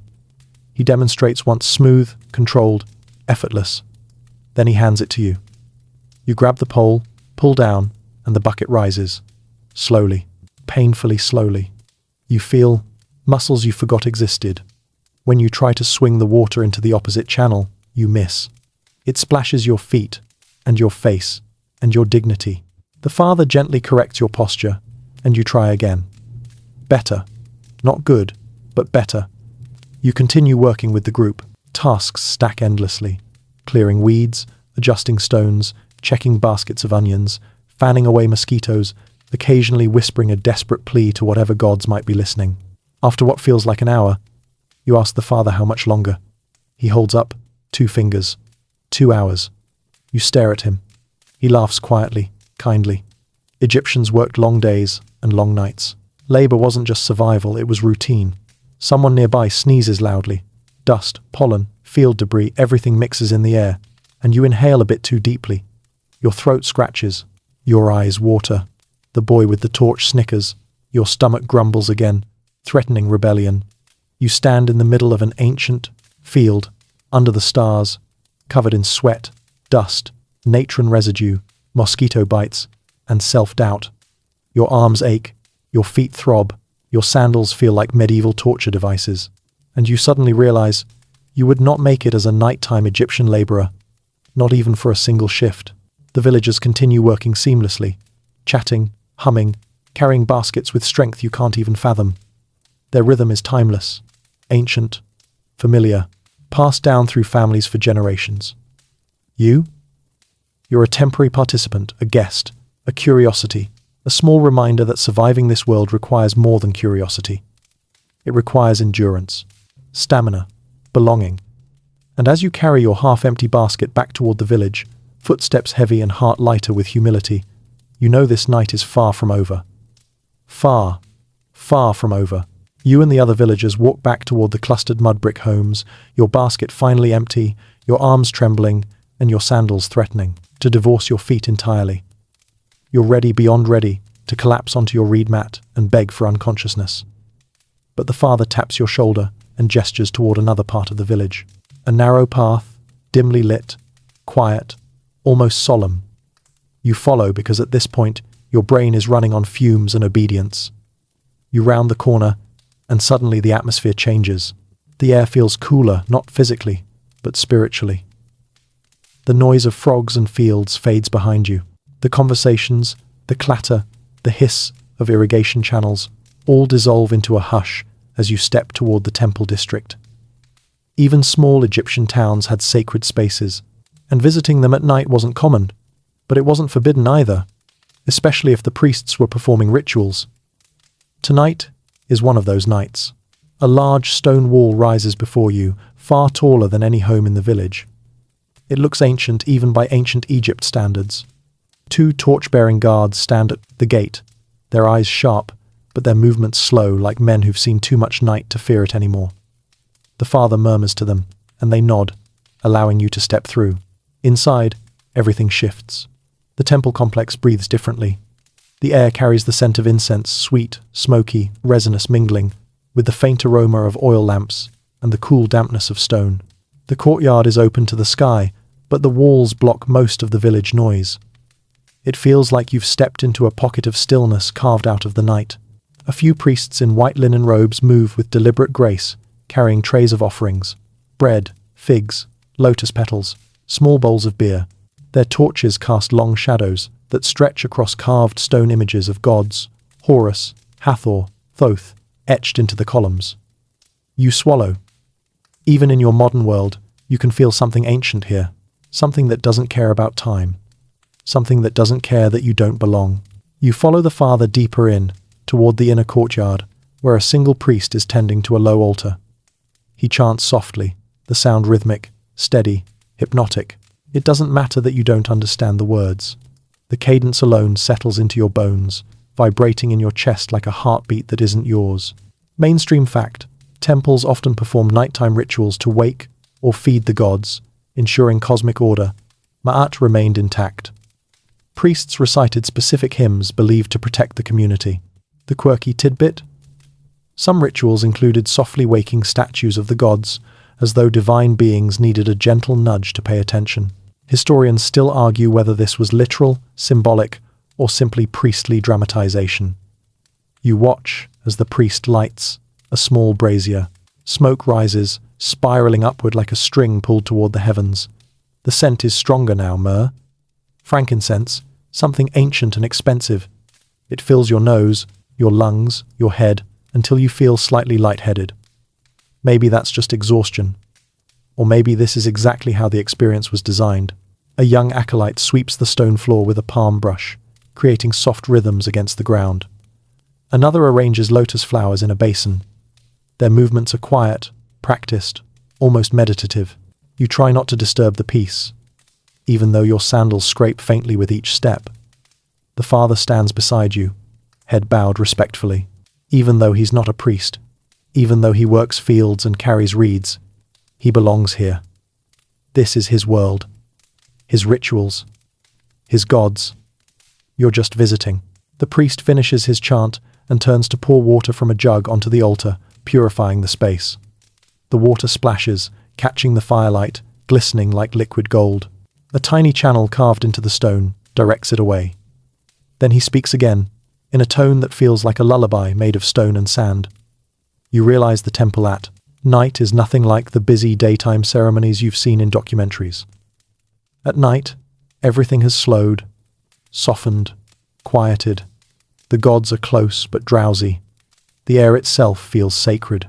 You're suddenly aware of the sound of your own breathing, and something else. A faint fluttering. You glance upward. Bats. Again, this time, much more dramatic, circling high near the ceiling beams in the open-air section, but nobody reacts. In fact, the acolyte smiles faintly. They believe bats carry messages between the earthly realm and the underworld. Not dangerous, just present. You swallow again. The priest finishes the ritual, extinguishes the brazier with a quick motion, and the courtyard dims. The torches remain, but the brightest flame is gone, plunging the space into a softer glow. The father touches your elbow, guiding you gently toward another section of the temple, the treasury corridor. Not to show you wealth, but to show you something more human. A man kneels there, alone, placing a small clay figurine on the threshold. Not a priest, just a villager like the father. His lips move in silent prayer. You recognize the desperation in his posture. Egyptians didn't visit temples just for cosmic order. They came for personal fears, illness, drought, dreams, bad omens, struggles of every kind. The father murmurs quietly, his daughter is sick. And suddenly the space feels heavier, not mystical, but profoundly human. You see another person placing a reed basket filled with onions, another leaving a scrap of linen. Offerings weren't always gold and jewels. Often, they were the little things people could spare. Small, but meaningful. Heartfelt. You feel something tighten in your throat. Nighttime in the temple wasn't about spectacle. It was about vulnerability. People seeking comfort from forces they hoped were listening. And here you are, standing among them, feeling like an intruder in a moment older than any modern ritual you've known. The father gives you a soft nod, as if to say, "This is our sanctuary, not to escape the night, but to face it." You exhale slowly. Maybe that's why the temple district was so sacred at night. Not because the gods were more awake, but because the people were more aware of their fears, hopes, and fragile lives. You feel the weight of that realization as the father gently directs you back toward the exit. The guards nod again. The torches flicker. The air outside feels rougher after the temple's stillness. You glance back once more. The priest has resumed his soft chant. The flowers glisten in lamplight. The smoke curls upward like a prayer. And you walk away knowing that in ancient Egypt, nighttime didn't just belong to superstition. It belonged to the human heart. You leave the temple district carrying a softness you didn't expect, something between awe and exhaustion when the father gives you a new signal. A different path. A quieter one. This time, he lifts his chin toward a group of larger, more elaborate homes on the eastern edge of the village. You blink. Wait. Are you going there? The homes of the wealthy local officials, scribes, land managers stand out immediately. Taller walls, painted doorframes, wider courtyards. Even the shadows seem more expensive over here. You glance at the father in disbelief, but he just motions you forward, amused. "You should see," he whispers. "They live differently." And he's right. Very differently. But not necessarily better. You approach the largest of the houses, still humble by palace standards, but luxurious compared to the worker homes you've been stumbling through all night. The doorway is framed with faded but elegant artwork. Lotus blossoms, falcons, symbols of protection. Two servants stand outside, holding small oil lamps and trying very hard not to look tired. The father murmurs something to them. They give you a once-over pharaoh-toiled peasant clothes, dusty hair, mosquito-bitten arms, and decide that you are merely confused, not threatening. They let you pass. Inside, the air is cooler, not because it's air-conditioned, dream on, but because wealthier families designed their homes with courtyards, shaded walkways, and channels for airflow. You immediately feel the difference. The breeze moves, the air circulates. The walls don't radiate heat like an oven. You sigh involuntarily. But comfort comes with its own problems. You see servants scurrying through the courtyard, quiet, efficient, focused. One carries a jug of water for cooling the stone floor. Another adjusts a canopy to block the rising moonlight. A third fans a wealthy woman who lies on a cushioned bed in the shade. Cushions. Real cushions. Stuffed with wool or feathers or something equally luxurious. You step closer, curious. The woman isn't asleep, she's restless, fanning her face, muttering about the heat. You understand immediately. This is elite comfort. Soft bedding, scented oils, decorated rooms, but still no escape from the desert. Heat doesn't care about social class. Mosquitoes don't file tax forms. Dust swirls into palaces as easily as reed huts. One servant adjusts a headrest, a finely carved ivory crescent that looks beautiful but feels like a firm rock. You glance at it with sympathy. The wealthy slept with the same curved head supports as the poor, just fancier. Same discomfort, higher price. Mainstream historical fact. Nobility in ancient Egypt enjoyed finer materials but not fundamentally different designs. Their furniture was sturdier, their linens softer, their rooms larger, but the essentials remained the same. Quirky tidbit: some noble women cooled themselves with bowls of scented water placed beneath their beds, believing the moisture calmed the spirit during dreams. Historians still argue whether this was spiritual practice, proto-humidifier logic, or simply luxury for the sake of luxury. Your eyes drift across the courtyard to a set of musicians tuning small instruments, lyres, flutes, something resembling a harp. They're preparing to play. Yes, at night, the wealthy didn't necessarily sleep early. Sometimes they entertained, sometimes they held quiet gatherings, sometimes they simply couldn't sleep in the suffocating heat and needed distraction. One of the musicians begins to pluck strings, soft, steady, shimmering notes that echo against the walls. It's beautiful, hypnotic, almost enough to lull you into forgetting every mosquito bite on your body. Almost. A servant brings scented oil to the noblewoman, a small alabaster jar. She tilts it. A thick drop lands on her neck, releasing a fresh wave of lotus fragrance. Then she gestures impatiently toward a servant holding a fan. More fanning, more cooling, constant attention. You realize something. Being wealthy in ancient Egypt meant being served constantly. But servants weren't air conditioners. They were humans, tired and sweating too. Comfort wasn't guaranteed, it was orchestrated through effort, labor, and the hope that breezes cooperated. A young nobleman enters the courtyard. He's wearing a white linen kilt that's much cleaner than anything you've worn tonight. He nods politely at you, curious about the strange newcomer, but too polite to ask. Then he sits and instantly starts swatting at mosquitoes. You nearly laugh out loud. Even with perfumed oils, cooling bowls, musicians, servants, and decorative breezeways, the insects still win. The father nudges you, pointing toward a second courtyard where the household staff is busy preparing for their own nighttime routines. You follow him and discover something surprising. Even the wealthiest homes divided spaces carefully. The family slept in cushioned side rooms. The servants slept in open-air quarters, often on mats like your own. Their work never ended. Even at night they carried jars, cleaned lamps, swept dust, prepared for morning tasks. The nobility lived in privilege, but the privilege required constant support. And most importantly, mosquitoes do not respect class lines. Dust does not respect class lines. Heat does not respect class lines. You notice a large pool in the courtyard, rectangular, shallow, glistening with moonlight. At first you think it's decorative, then you realize it's also practical. Wealthier homes sometimes had water features that cooled the air as it evaporated. Small relief, but real. You approach the pool and dip your fingers in. The water is cooler than the Nile, but still warm by your standards.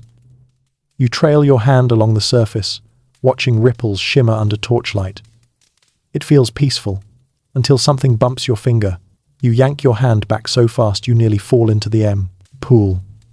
The father grabs your elbow, laughing quietly. He mutters a word. Fish. Right. Decorative fish. Little ones, harmless, just surprising. You breathe out slowly, heart calming. Then a servant approaches carrying a tray of food, fruit, bread, beer, setting it near one of the lounge beds. The noblewoman picks at it absent-mindedly, eating tiny bites of dates and figs, her bracelets clinking softly. You notice that even her jewelry must feel heavy in this heat.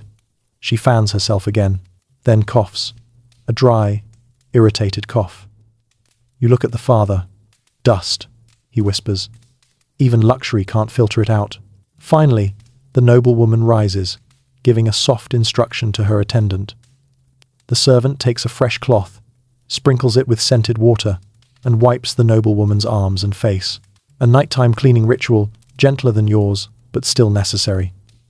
She lies down again, settling her head onto the curved rest, smoothing her linen, trying to sleep. And for a moment, she looks comfortable. Then a mosquito lands on her forehead. She slaps it, hard. You stifle a laugh. She sits up, exasperated, muttering something sharp enough that the nearest servant jumps into action. You turn to the father, who gives you a look that says, yes, wealth helps, but it doesn't save you. You begin to understand something you hadn't realized before. Being rich in ancient Egypt didn't mean easy nights. It meant different challenges. Social pressure, ritual obligations, constant service or being served, endless heat, endless insects, endless expectations. Comfort existed, yes, but sleep belonged to no one. You step quietly out of the courtyard, the father guiding you back toward the workers' district. The music fades. The scent of perfume lingers faintly in your hair. The night feels heavier again, and you think, with a strange mix of humor and sympathy, even if you'd been born a noble in ancient Egypt, you still wouldn't have lasted a night. You walk back toward the workers' district, feeling strangely humbled. You'd just witnessed the comfortable version of ancient Egyptian night, and even that looked like a beautifully decorated struggle. Now, as you return to the narrow lanes of the village, something new drifts into your awareness. Sound.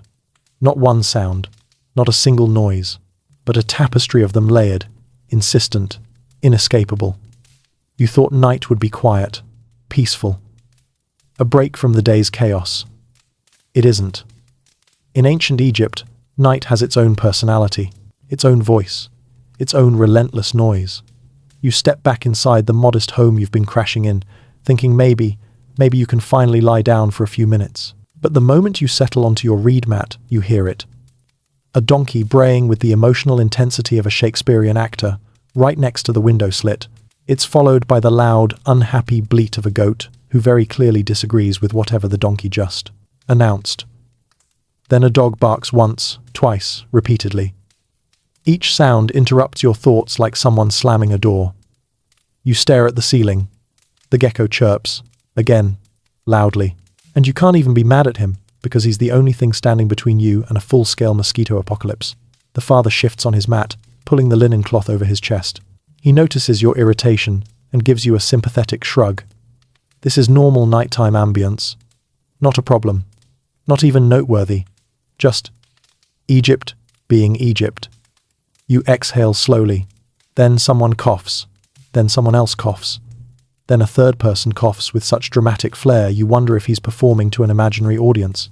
Mainstream fact. Dust and smoke irritated ancient respiratory systems. Constantly people coughed at night as part of daily life. Quirky tidbit? Some believed that nighttime coughing meant your body was expelling shadows gathered during the day.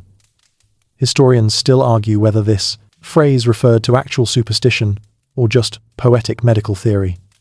You're contemplating this when a baby starts crying somewhere down the street. Loud, hysterical, the kind of wail that makes every parent within earshot sigh deeply. The mother in your own household listens for a moment before muttering something sympathetic. Babies cried all the time, bugs, heat, hunger, dreams, discomfort, everything. The crying stops, then starts again, then stops, then becomes a tiny squeak, then silence. You think you can finally drift off.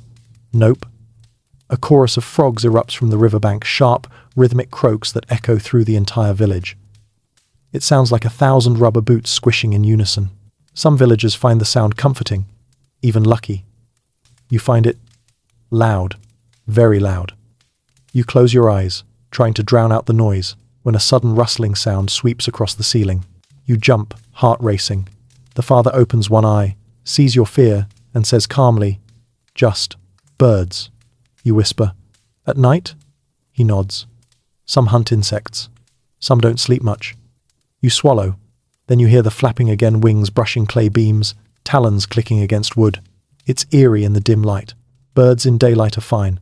Birds in midnight shadow flap differently, exist differently, sound like they're plotting things. You sink down again, then bam, something hits the outer wall. Not hard, but loud. You jerk upright. The father doesn't even flinch. "Goat," he murmurs sleepily. "Great."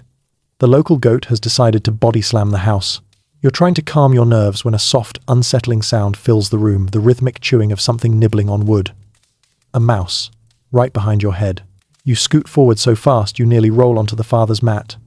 He mumbles, reaches over, picks up a stone, and lazily tosses it toward the wall. The chewing stops.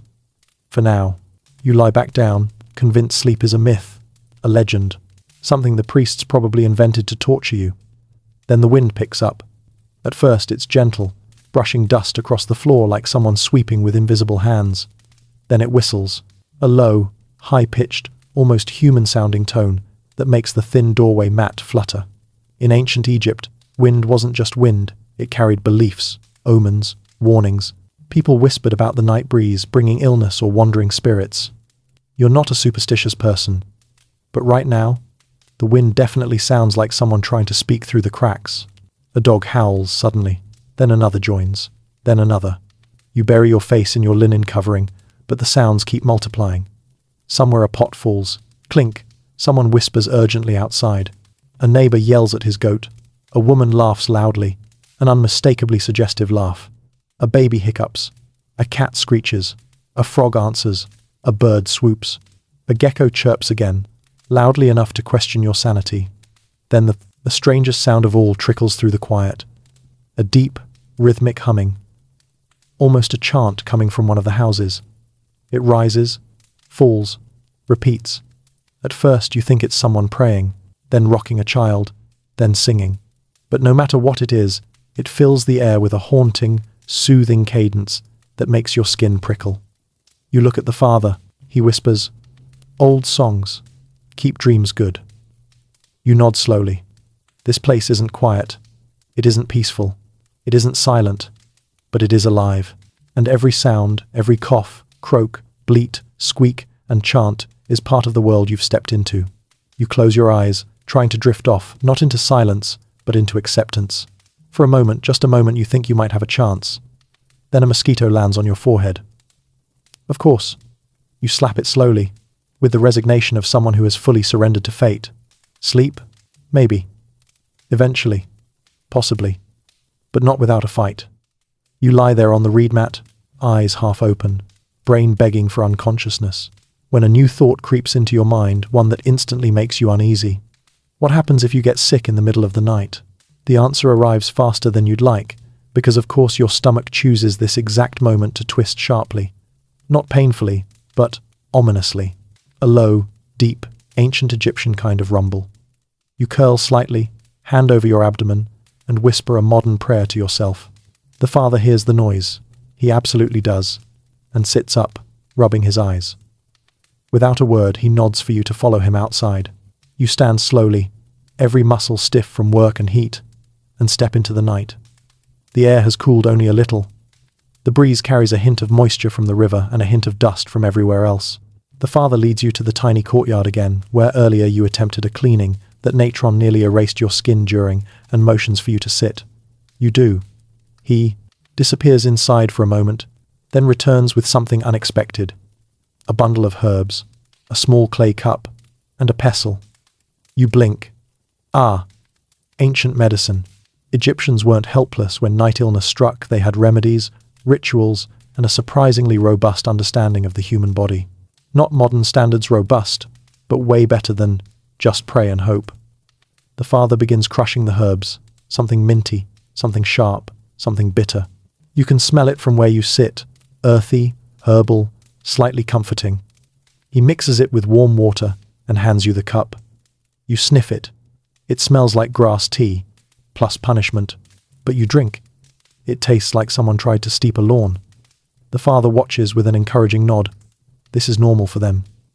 Many Egyptians kept basic herbs on hand for digestive issues. Mainstream fact. Medical papyri, like the Ebers Papyrus, list hundreds of remedies for stomach aches, headaches, fevers, bites, sleep troubles, and even toothaches. Quirky tidbit. Some included ingredients like crushed beetles, moldy bread, or water left out beneath moonlight. Historians still argue whether some mixtures were symbolic, experimental, or just desperate attempts from centuries of trial and error. You swallow the last sip and grimace. The father pats your back, then hands you something else, a dried date, split open and stuffed with something that looks like seeds, maybe herbs, maybe something worse. You hesitate. He shrugs and eats one himself. Fine. You take a bite. It's oddly sweet, oddly medicinal, oddly chalky. But it sits well, calmer than the garlic beans situation from earlier. Then the father performs something you do not expect. He takes a small clay amulet from the doorway and presses it gently against your forehead. It's shaped like an eye horse again, and he mumbles a soft phrase under his breath. You blink, stunned. He's not trying to be dramatic. This is simply what Egyptians did when illness crept in. Medicine here was physical and spiritual. You washed bitterness from your body with herbs, and shadows from your spirit with symbols. Two forces. One cure. He sets the amulet down and starts preparing something else this time, a small, waxy ball. He motions for you to smell it. You do. Camphor, or whatever ancient Egyptian version they had. Strong, sharp, like inhaling a minty lightning bolt. It clears your sinuses instantly, and you sit back, blinking in surprise. Egyptians placed these near pillows to ease breathing during nighttime fevers or coughs. Speaking of coughs, behind you, someone in a nearby house begins hacking again, deep, rough, persistent. You think it's one person.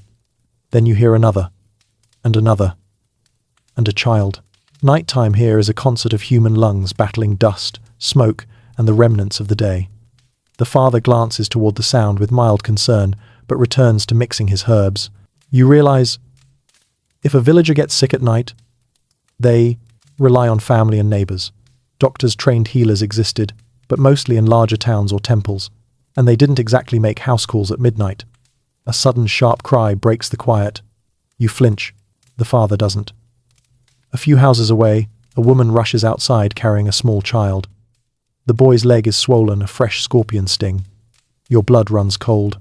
The woman calls for help, and neighbors immediately emerge with lamps and herbal jars. They check the wound, mash herbs, apply poultices, whisper protective phrases, and wrap the leg. This is medicine here, immediate, communal, improvised, and guided by centuries of inherited knowledge.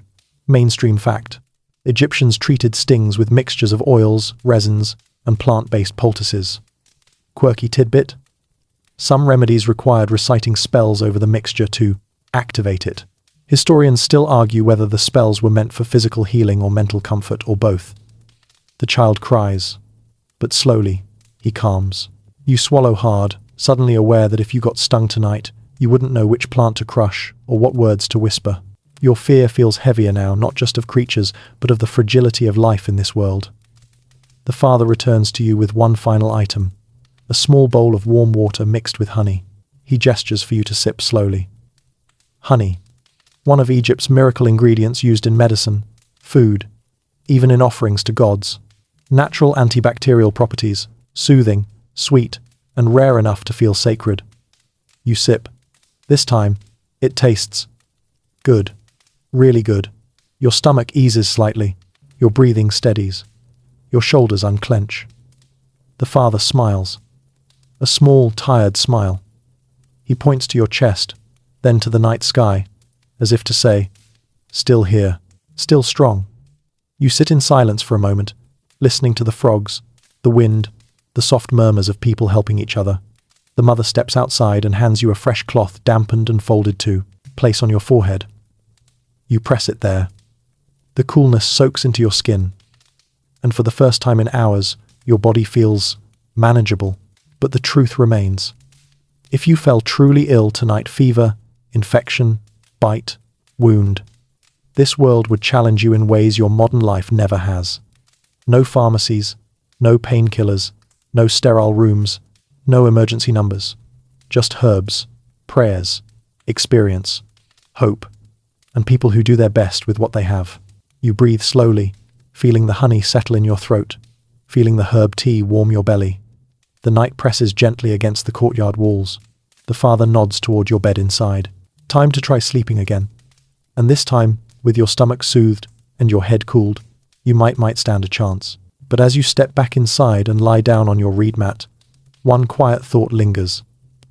In ancient Egypt, surviving illness wasn't guaranteed, not even for a single night. You lie back down on your reed mat, feeling the faint relief from the honey and herbs, but only for a moment. Because as soon as your skin touches the fabric, you're reminded of another unavoidable truth of ancient Egyptian nights. Nothing you are wearing or sleeping on is comfortable. You shift, trying to find a position that doesn't feel like you're being lightly exfoliated by papyrus fibers. Your linen tunic clings to you, still damp from sweat and humidity, and it's beginning to stiffen as it dries unevenly. Linen is breathable during the day, sure, but at night? In this heat? It feels like someone wrapped you in warm parchment. The father notices you wrestling with your clothing like it's alive and offers a soft laugh. Then he mutters something about changing for sleep. You sit up, curious. He hands you a different garment, also linen, but thinner, looser, almost transparent in places. Nightwear. You didn't realize Egyptians even had separate nighttime clothing, but it makes sense. Workers often slept in minimal layers to help the body cool. You swap the garments under the family's polite attempt to look away, though the gecko watches you with judgmental enthusiasm. The new linen feels slightly better, still warm, still clingy, but less restrictive. You lie back down and immediately feel the reed mat poke your shoulder blade again. You adjust. Another poke. You adjust again. Another poke in a new place. You sigh. Mainstream fact. Egyptians often slept on simple woven mats or wooden frames with mesh netting. Comfort wasn't the priority, durability and airflow were. Quirky tidbit, some wealthier folks slept on mats stuffed with palm fibers that squeaked when you moved, leading to jokes about the beds that gossip. Historians still argue whether that phrase was literal humor or symbolic poetry about restless nights. You look around the room. The children are curled comfortably on their mats, as if sleeping on woven reeds is the most natural thing in the world. The mother and father settle with practiced ease. You, however, are trying not to develop an intimate relationship with a rogue reed stabbing your ribcage. You shift again. The father notices and quietly hands you something new. A headrest. Ah, yes. The infamous ancient Egyptian curved headrest, half pillow, half torture device. It's carved from wood, shaped like a shallow crescent supported by a pedestal. Beautiful, artistic, completely unpillow-like. You raise an eyebrow. He gestures encouragingly. You place your head on it. It feels like resting your skull on a wooden shoe. You try adjusting your angle. Now it feels like resting your head on a wooden shoe that hates you personally. You sit up again, massaging your neck. The father shrugs with the confidence of someone who's had decades of practice. Egyptians used headrests to keep their necks cool and to avoid insects crawling into their ears during sleep. Practical, reasonable, horrifying. You lie back without the headrest, folding your arm under your head instead. Much better. Still not good, but not shoe-level bad. As your body heats the mat, you realize something. The linen you're wrapped in is slowly transforming into a personal sauna. Sweat collects behind your knees and in the crook of your elbows. You peel the tunic away from your chest, hoping for airflow. You get nothing. You try fanning yourself with the linen sheet. It moves the air by approximately 3 molecules. The mother stands, rummages through a basket, and hands you a palm leaf fan, small, stiff, woven tightly. You fan yourself slowly, and for the first time all night, you feel a whisper of actual relief. You sigh, closing your eyes. Then the fan squeaks, loudly, repeatedly. You freeze, glancing around, hoping you didn't wake anyone. The father gives you a drowsy half smile, as if to say, yes, they all squeak. Accept it. You continue fanning, squeak, squeak, squeak, trying not to laugh. Just when you think you've adjusted, the temperature shifts again, cooler now, but not refreshing cool. More like damp cool, the kind that settles in your bones in strange ways. Linen helps during the day, yes, but at night? It grows clammy as the desert's daily bake finally begins to weaken. Your tunic goes from sticky to slightly cold. Your mat goes from warm to questionably moist. Your comfort goes from low to in discussion with management. You glance toward the mother's mat. She's wrapped in a thin shawl to keep the early morning chill off. The idea of feeling cold seems laughable after the inferno you lived through earlier, but Egyptians adapted to the desert's dramatic temperature swings. You, unclear on whether your body belongs to the Sahara or Antarctica at this point, shiver a little. The father sees you shiver and offers you a small woven covering, thin, scratchy, and smelling faintly of river reeds. You drape it over yourself gratefully and instantly itch. Because of course you do. The weave is stiff and coarse. It rubs your forearms like someone trying to politely grate cheese. You endure it anyway, because it's either itch or freeze. You settle again, adjusting your position for the 47th time. Your hips ache from the hard floor beneath the mat. You curl onto your side. Your shoulder digs into the ground. You roll onto your back. Your spine complains. You curl into a ball. Your knees bump something crawling on the mat, and you fling the covers up in panic. It's a tiny beetle, just a visitor. Again, your soul leaves your body for a brief vacation. You gently flick it away, trying not to wake anyone. The mother watches with sleepy amusement. She's seen this happen before, probably daily. You lie back down, already sweaty under the covering, already itchy under the linen, already stiff from the unforgiving mat. And as you inhale the scent of clay, smoke, reed, and body, in heat, you understand something deeply. Comfort, in the modern sense, didn't exist here. There was no soft mattress, no fluffy pillow, no pajama bottoms made of fabric that feels like clouds, no duvet, no memory foam, no climate control. Your clothes scratch, your bed pokes, your covering itches, your head has zero support. Your body is constantly deciding whether to roast or chill. And yet, everyone else in this room, everyone born into this world is already breathing deeply, fading into the rhythm of sleep. You watch them with awe, not because they're comfortable, but because they've learned to surrender to discomfort. You close your eyes, adjusting your body one last time, trying to imitate their posture, their acceptance. The mat crackles beneath you. The linen shifts. Your knee hits another reed. And you whisper into the darkness, "Why is everything in this place aggressively textured?" No one answers, but the gecko chirps, and in ancient Egypt, that's basically confirmation. You're drifting somewhere between half asleep, and I can feel every reed under my spine individually when the father nudges your arm. Not hard, just enough to pull you back from the edge of unconsciousness. He whispers a short phrase. You don't understand the words, but you understand the meaning. Come with me. It's time. Time. For what? You sit up, rubbing your eyes, and follow him outside. The night is darker now, heavier, quieter in some ways, louder in others. A thin haze hangs low over the streets, as though the darkness itself has weight. Lamps flicker in a few doorways, casting long, trembling shadows. Then you see them, two men, dressed in simple linen kilts, carrying long staffs and small copper bells. Their posture is rigid, their eyes alert, their movements steady. The night patrol. Egypt didn't sleep. It didn't dare. And neither did the people responsible for watching over it. Your body protests every step as you join the small group. Your legs ache from the shift in the fields. Your stomach is still negotiating peace treaties. Your back feels like it aged 40 years since sunset. But the father gives you an encouraging nod as if to say, "Stay close." So you do. The patrol begins walking through the narrow lanes, staffs tapping the ground rhythmically. Not loud, just enough to announce presence. Enough that anyone lurking in shadow knows. Someone is awake. Someone is watching. Mainstream fact. Ancient Egyptian settlements often had informal or semi-organized night watchmen, sometimes volunteers, sometimes appointed by local officials to guard against thieves, fires, and wandering animals. Quirky tidbit? Some texts mention that breaking curfew without a good reason could earn you a beating from the watchman. Not fatal, just enough to teach you not to wander. Historians still argue whether curfews were strict laws or flexible community expectations. You turn a corner with the patrol, and, immediately, the purpose of the watch becomes clear. A goat is out. Again. The same emotionally unstable goat that slammed into the house earlier is now headbutting a grain basket outside someone's doorway. The owner bursts outside in pure fury, waving his arms and shouting curses that feel timeless. The goat bleats in righteous indignation. One watchman steps forward, whacks his staff gently on the ground, and the goat flees into the darkness like a criminal evading justice. You stifle a laugh.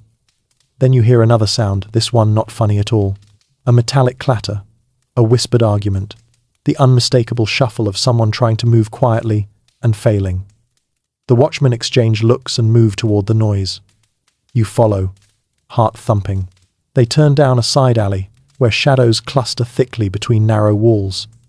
There, a figure crouched beside a storage jar. He freezes the moment the watchmen appear. A thief. A hungry one. A desperate one. He isn't armed. He isn't dangerous. He's just tired and poor and trying to take a handful of barley. The watchmen don't attack him. Instead, they speak firmly, low voices, authoritative but not cruel. You can't make out the words, but the meaning is clear. Stop. Go home. Don't let us see you again tonight. The man nods, ashamed, and disappears into the dark. You exhale slowly. The watchmen continue forward, and you notice their gestures become more deliberate. They tap their staffs in a pattern. One tap, pause, two taps, a signal, maybe to each other. maybe to anyone awake. You step into the wider street where merchants store goods behind reed mats and clay seals. The patrol checks each door, each mat, each wall. They run their hands along the seams, ensuring no tampering. They inspect the large grain silos essential for preventing famine and check that the clay stoppers remain untouched. Your mind suddenly flashes to a documentary you once watched, how Egypt, despite being organized and wealthy, still struggled with theft because poverty existed everywhere. Seeing it firsthand feels different, real, raw. A dog trots alongside the patrol, now one of those thin village dogs with two big ears and the eternal expression of, "I see everything, and none of it impresses me." It sniffs the ground, then barks sharply. The watchmen stop. You freeze. The father places a hand on your shoulder. The dog barks again toward the fields beyond the last house. The father lifts a small clay lamp, shielding the flame with his hand. The patrol forms a loose triangle around the path leading out of the village. You hear rustling, low, slow, heavy. Not a person, not a goat, something wilder. The watchmen exchange looks. One gestures for everyone to stay still. You obey with every fiber of your being. Then it emerges. A jackal, sleek, golden, hauntingly quiet, pads into the torchlight. Its eyes flash in the dark. It looks at the watchman, then glances at you. For the moment, time freezes. You remember that jackals were sacred to Anubis, guardians of the dead, watchers of the border between life and the afterworld. The jackal sniffs the air, then simply walks on. Elegant, calm, unbothered. You let out a breath you didn't know you were holding. The dog barks at the jackal's retreating figure, but keeps its distance. Smart dog, the father whispers. Good sign. You're not convinced, but you nod anyway. The patrol continues its route, checking the edges of the village, the entrances, the granaries, the livestock pens, every corner, every shadow, every noise. It hits you. Ancient Egypt wasn't peaceful at night because it was safe. It was peaceful because people kept it safe. Through vigilance, through ritual, through routine. You pass a house where a small fire burns in a clay bowl left intentionally to deter snakes. Another doorway has a line of crushed herbs sprinkled across the threshold. A child sleeps on a rooftop, wrapped in linen, watched by a family member, keeping an eye out. Everyone plays a role. Finally, the patrol finishes its loop. The watchmen exchange nods, and the father leads you back toward his home. Dawn is still hours away, but the village feels steadier somehow. You step inside, body aching, mind buzzing, eyes heavy. You think of the thief, the jackal, the goat, the dog, the watchman, the fragile safety they protect. You lie down again on your reed mat, and the father settles beside you. He whispers something short, soft, reassuring. You don't understand the words, but you understand the meaning. You're safe. For now. And for the first time all night, despite the heat, the insects, the noise, and the overwhelming strangeness of this world, you believe him. You lie back down again, exhausted from the patrol, your body humming with soreness in places you didn't know could ache. The father is already drifting, the mother curled around the youngest child, the lamp dimmed to a faint orange glow. You try to close your eyes, but the night changes here. You feel it.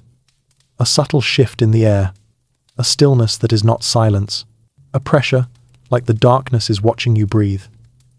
And that is when ancient Egypt reveals something unexpected. Its dreams. Not yours, theirs. Egyptians didn't treat dreams as random brain static the way modern science explains. They believed dreams were messages, omens, warnings, or sometimes blessings. The boundary between waking and dreaming wasn't a wall. It was a thin, permeable veil. And tonight, as you settle on your reed mat, you're about to cross it. You're barely drifting when you hear a soft rustle beside you. The mother rises quietly, walks to a small shelf carved into the wall, and retrieves a tiny clay figurine, Horus maybe, or Bez, the protective dwarf god who scared away nightmares. She sets the figurine near the children. You feel her glance toward you. Then she adds a second figurine. You swallow. You did not ask for nightmare protection, but she clearly thinks you need it. She is correct. The lamp flickers, casting strange shapes across the room. The dancing shadows look almost like figures shifting in and out of the walls, elongated limbs, softened angles, hints of movement your brain tries to rationalize. Mainstream fact. Egyptians documented dreams in manuals known as dream books, pairing dream images with predicted outcomes, good, bad, or confusingly specific. If you dream of eating crocodile, good, you will overcome enemies. Quirky tidbit? Some Egyptians believed that if you slept in a temple, a god might send you a message directly clear, intense, almost like a divine voicemail. Historians still argue whether ordinary villagers believed dreams were literal messages or symbolic reflections of daily stress. You lie still, waiting for sleep to claim you, but then you hear a whisper, not a voice. A motion. The wind stirs the reed mat hanging at the door. The sound is soft but unmistakable, like fingers brushing straw. You open your eyes. The shadow on the wall elongates again, stretching, bending, forming something that looks vaguely human, but not quite.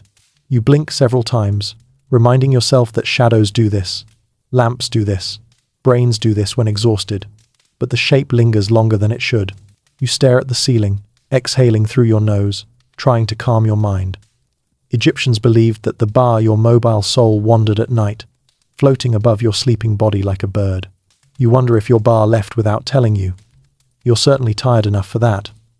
You finally roll onto your side and let your eyes close, and then the dream takes you. You're standing in the desert, barefoot, alone. The sky above you is not starry, but glowing deep blue, streaked with silver. The sand ripples like water. You feel weightless. Something moves behind you. You turn. A jackal stands there, tall, elegant, golden-eyed. Not the one from earlier. Something more. Something symbolic. Something ancient. Its gaze holds you. Your heartbeat slows. Your breath deepens. The jackal steps forward, shadows rippling beneath its paws like ink on water. You want to speak, but your voice disappears into the dream sand. The jackal speaks without words, its presence communicating a sense of watchfulness, transition, threshold. You are neither fully in your dream nor fully awake. The space around you vibrates, shifting. You blink, and the jackal dissolves into dust. You jolt awake, not violently, not dramatically, just suddenly. You sit up, heart pounding. The lamp still flickers, the room still breathes. Your body is still anchored to the reed mat. But you're sweating again, shaking slightly. Your skin tingles, like the dream clung to you. The father opens one eye, notices your state, and gives a tiny nod. Not surprised, not alarmed, just understanding. He whispers something soft, rhythmic, familiar. A phrase you heard earlier. You try to catch the meaning. Not a bad dream, just a dream passing through. You lie back down, uncertain whether that's comforting or terrifying.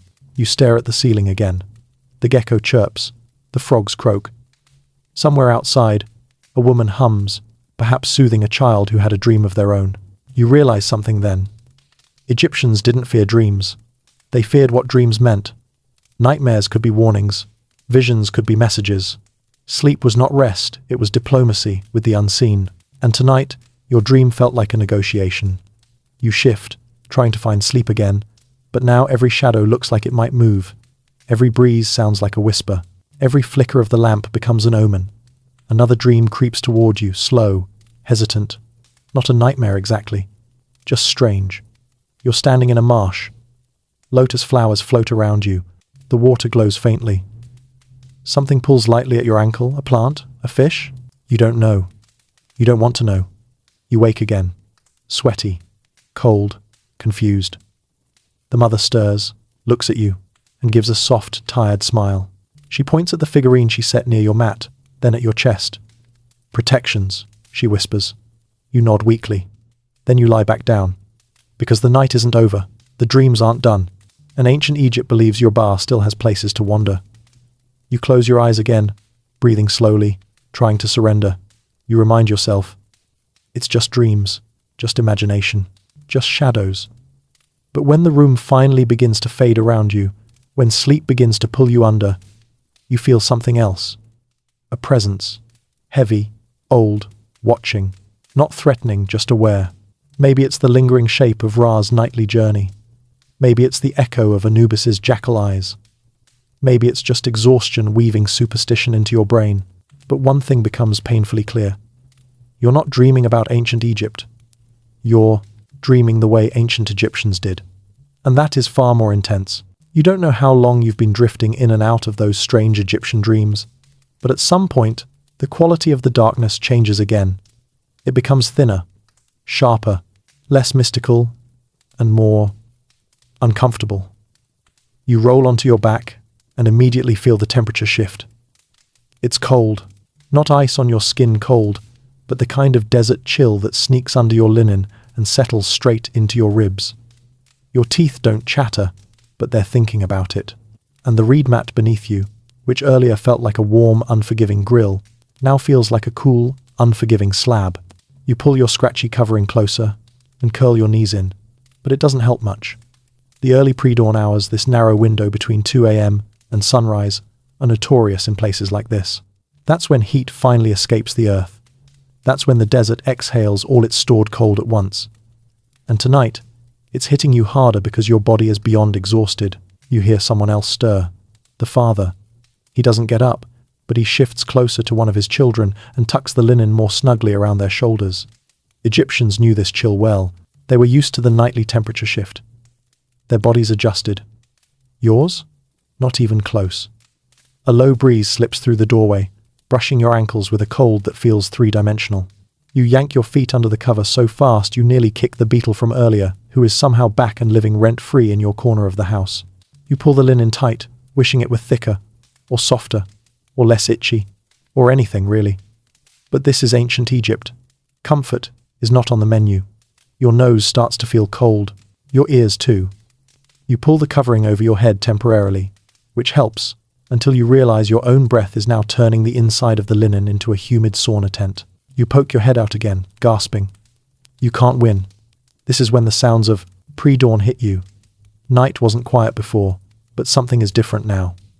Everything feels sharper, lonelier, echoing. The frogs have mostly stopped. The dogs have grown quiet. Even the wind seems to hesitate. Instead, you hear distant splashing in the Nile, the low rumble of hippos moving through shallow water, an occasional bark from a far-off jackal, the rhythmic knocking of a loose wooden shutter, someone whispering in sleep beside you, the tiny patter of gecko feet on clay. Your senses are overclocked, and your brain, desperate for rest, begins to fill the silence with imagination. You hear a soft scrape outside. Maybe it's a jar being moved by the breeze. Maybe it's a neighbor heading to check on livestock. Maybe it's something else. Mainstream fact. Egyptians believed dangerous beings, both natural and supernatural, were most active during the last hours before dawn. Snakes hunted. Scorpions crept into warmer cracks. Spirits real or imagined were said to wander more freely. Quirky tidbit? Some people slept with their feet facing the center of the room so that shadows couldn't tug at them from the doorway. Historians still argue whether this was a regional superstition or just poetic folklore. You shift your feet immediately. No chances tonight. You lie there, too tired to move but too alert to sleep. Every reed under your back feels like a small judgment against your life choices. Then you start to notice the cold in your stomach, not from temperature, but from hunger beginning to return. Or maybe it's leftover bean garlic trauma. Impossible to tell. You curl tighter, trying to find warmth. That's when the coughing begins again. Not from you, from the next house. A deep, rattling cough that echoes through the quiet like someone dragging stones across the floor. Then another cough from farther away. Then a child's cough. Then it fades back into cold silence. Your breath creates a thin cloud in, the air in front of you barely visible in the lamplight, but enough to remind you how cold this part of the night really is. You glance at the mother. She's asleep, unmoving, breathing steadily. You glance at the children. They're curled together like a pack of kittens. The father has turned on his side, facing the door, half protective instinct, half habit. The night might be calmer now, but Egyptians never fully trusted it. You feel something tingle on your forearm. Oh no, not again. You brush your arm and find nothing. Phantom itch. Your brain has decided that if the creatures aren't biting you now, it will simply imagine that they are. You sigh weakly, lying there like a half-broken museum exhibit. The cold deepens. Your bones ache. Your muscles protest. Your eyelids droop, heavy but unwilling. This This is the hour that breaks people. Not the heat, not the bugs, not the jackals, not the dreams. These hours before dawn when the world feels empty, and your body feels hollow, and every breath feels louder than it should. You listen to the whispering night, the frogs fading in and out, the distant splash of something in the Nile, the shifting of a neighbor through the wall, and you think, you wouldn't last a week here, probably not even 2 nights. But dawn is coming, slowly, painfully, reluctantly. And if you can just get through this, stretch this cold, fragile sliver of night, you might actually see another sunrise in ancient Egypt, probably while crying a little. The cold clings to you longer than it should, creeping into every joint and every tired muscle. You curl deeper under your scratchy covering, shifting to avoid the reed mat's latest attempt to jab your spine. But slowly, so slowly you almost miss it, you feel the air begin to warm again. A thin, faded shade of blue slips into the darkness. Not sunrise, not even close, but the promise of sunrise. Egypt's earliest dawn light is like watching a candle being lit 2 rooms away. You don't really see the flame, just the suggestion of it. You turn your head and notice the father is awake. He doesn't sit up. He doesn't speak. He simply watches the doorway mat flutter faintly in the changing air. After a moment, he stands, stretching the stiffness from his back with a long, practiced motion. He looks like he's been doing this every morning for decades. The mother stirs next, gathering the children closer with a soft, instinctive touch. You sit up last, because of course you do. Your entire body aches, arms, legs, neck, even your eyelashes feel tired. Your linen tunic is wrinkled, slightly damp again, and definitely not winning any awards for comfort. But you survived the hardest hours. Barely. Messily.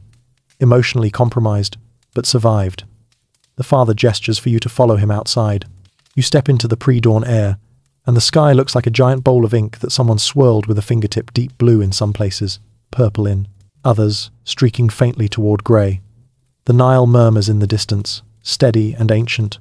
Birds start their chorus, high-pitched chirps, soft coos, wings rustling against clay rooftops, and then something shifts at the edge of your vision. A faint golden glow appears along the eastern horizon. Dawn. Not full sunlight, just the first hint of it. But in ancient Egypt, dawn wasn't just a time of day, it was a triumph. A cosmic victory. Proof that Ra had successfully battled through the underworld and risen again. You understand now why Egyptians greeted the sun with prayers, hymns, offerings, gratitude. Because after a night like that, you too would thank every deity you could name. You walk with the father toward a small rise overlooking the fields. Workers are already assembling, some rubbing their arms to warm them, others yawning wide enough to unhinge their jaws, others simply staring east with tired reverence. You join them. No one speaks. No one needs to. As the sky brightens, the air warms by degrees, slow, steady, like the desert gently shrugging off its nighttime chill. The father takes a deep breath, filling his lungs with new air, clean air, morning air. You do the same. It tastes different, less dusty, less heavy, less haunted. A few villagers kneel, touching their foreheads to the ground briefly. They aren't performing a dramatic ritual, this is quiet gratitude, everyday reverence. The mother appears behind you, carrying a small clay cup of barley drink. She hands it to you, warm, earthy, unpleasant, but generous. You sip it. You thank her. You survive it. And then, the sun breaks free of the horizon. A single golden sliver at first, then a brighter arc, then a blaze that spills across the river like molten metal. It illuminates every grain of sand, every rooftop, every reed, every beetle, every exhausted villager. The world shifts from shadow to gold in the span of a breath. And for a moment, you feel it. Hope, relief, maybe even a little joy. Sunrise in ancient Egypt is not quiet, it's triumphant. A reminder that everything you feared in the dark is powerless now. A reminder that the Nile will continue its rhythm, the crops will grow, the gods are awake, and life can continue. But as the sun rises higher, something else becomes painfully clear. Now the heat is coming back. You feel it almost immediately, a warm push of air sweeping across your face, as if someone opened the world's largest oven door. The villagers brace themselves. The father squints toward the sun, resigned but determined. The children stretch, their faces wrinkling at the growing brightness. And you? You realize something both obvious and devastating. You survived the night, but now you have to survive the day. The fields are waiting. The irrigation channels need clearing. The livestock need feeding. The mud brick homes will heat up again. The dust will rise. The insects will return. The heat will become unbearable. And the whole cycle will begin again. You rub your eyes, the exhaustion of the entire night weighing down your shoulders. The father pats your back in a way that feels like both congratulations and condolences. You stand there with the villagers as the sun climbs, watching shadows shrink and the world come alive. And it hits you fully. One night in ancient Egypt nearly broke you. One night. Imagine a lifetime. Imagine generations. Imagine centuries of people who adapted to everything that nearly overwhelmed you. The heat, the dust, the creatures, the rituals, the dreams, the discomfort, the work, the uncertainty. And suddenly, your modern life feels impossibly cushy. Your mattress, a miracle. Your thermostat, divine. Your toiletries, alchemy. Your quiet nights, paradise. The father hands you a piece of bread, today's first meal. You stare at it, knowing exactly how crunchy it's going to be. You take a bite anyway, and as the sun floods the land with brilliant, blinding gold, you realize the truth. You didn't last a night in ancient Egypt. Not really. Not by their standards. Not in spirit. You endured it. But they lived it. Every single day. Every single night. And with that final humbling thought, you watch the sun rise fully over the Nile, ending your long journey through one sleepless ancient night. And now, as the imagined sun settles softly in your mind, and the last echoes of ancient Egypt fade into quiet memory, let your breath slow. Let your shoulders loosen. There's nothing left to survive tonight, no heat pressing against your skin, no dust drifting in the air, no restless animals padding through the dark. Just you, here, safe, warm, and steady. Picture the Nile in the earliest morning light, still, glassy, silver blue, the way it appears right before the day begins. Let that calm water stretch across your thoughts, wide and gentle. You've walked through its night, felt its breath, heard its stories, and now you can let all of that drift away like a small boat slipping downstream. Each inhale lifts you a little. Each exhale sets you down more softly than the last. If your mind wanders back to the scratchy linen or the distant jackal calls, you can let those images blur and dissolve. They're only shadows now, soft silhouettes fading like footprints in river sand. What remains is stillness, a space where your body finally understands that it's allowed to rest. Let the coolness of pre-dawn settle around you, not sharp but comforting, like a quiet blanket wrapped around your senses. The night is done. The world is gentle again. The river has slowed.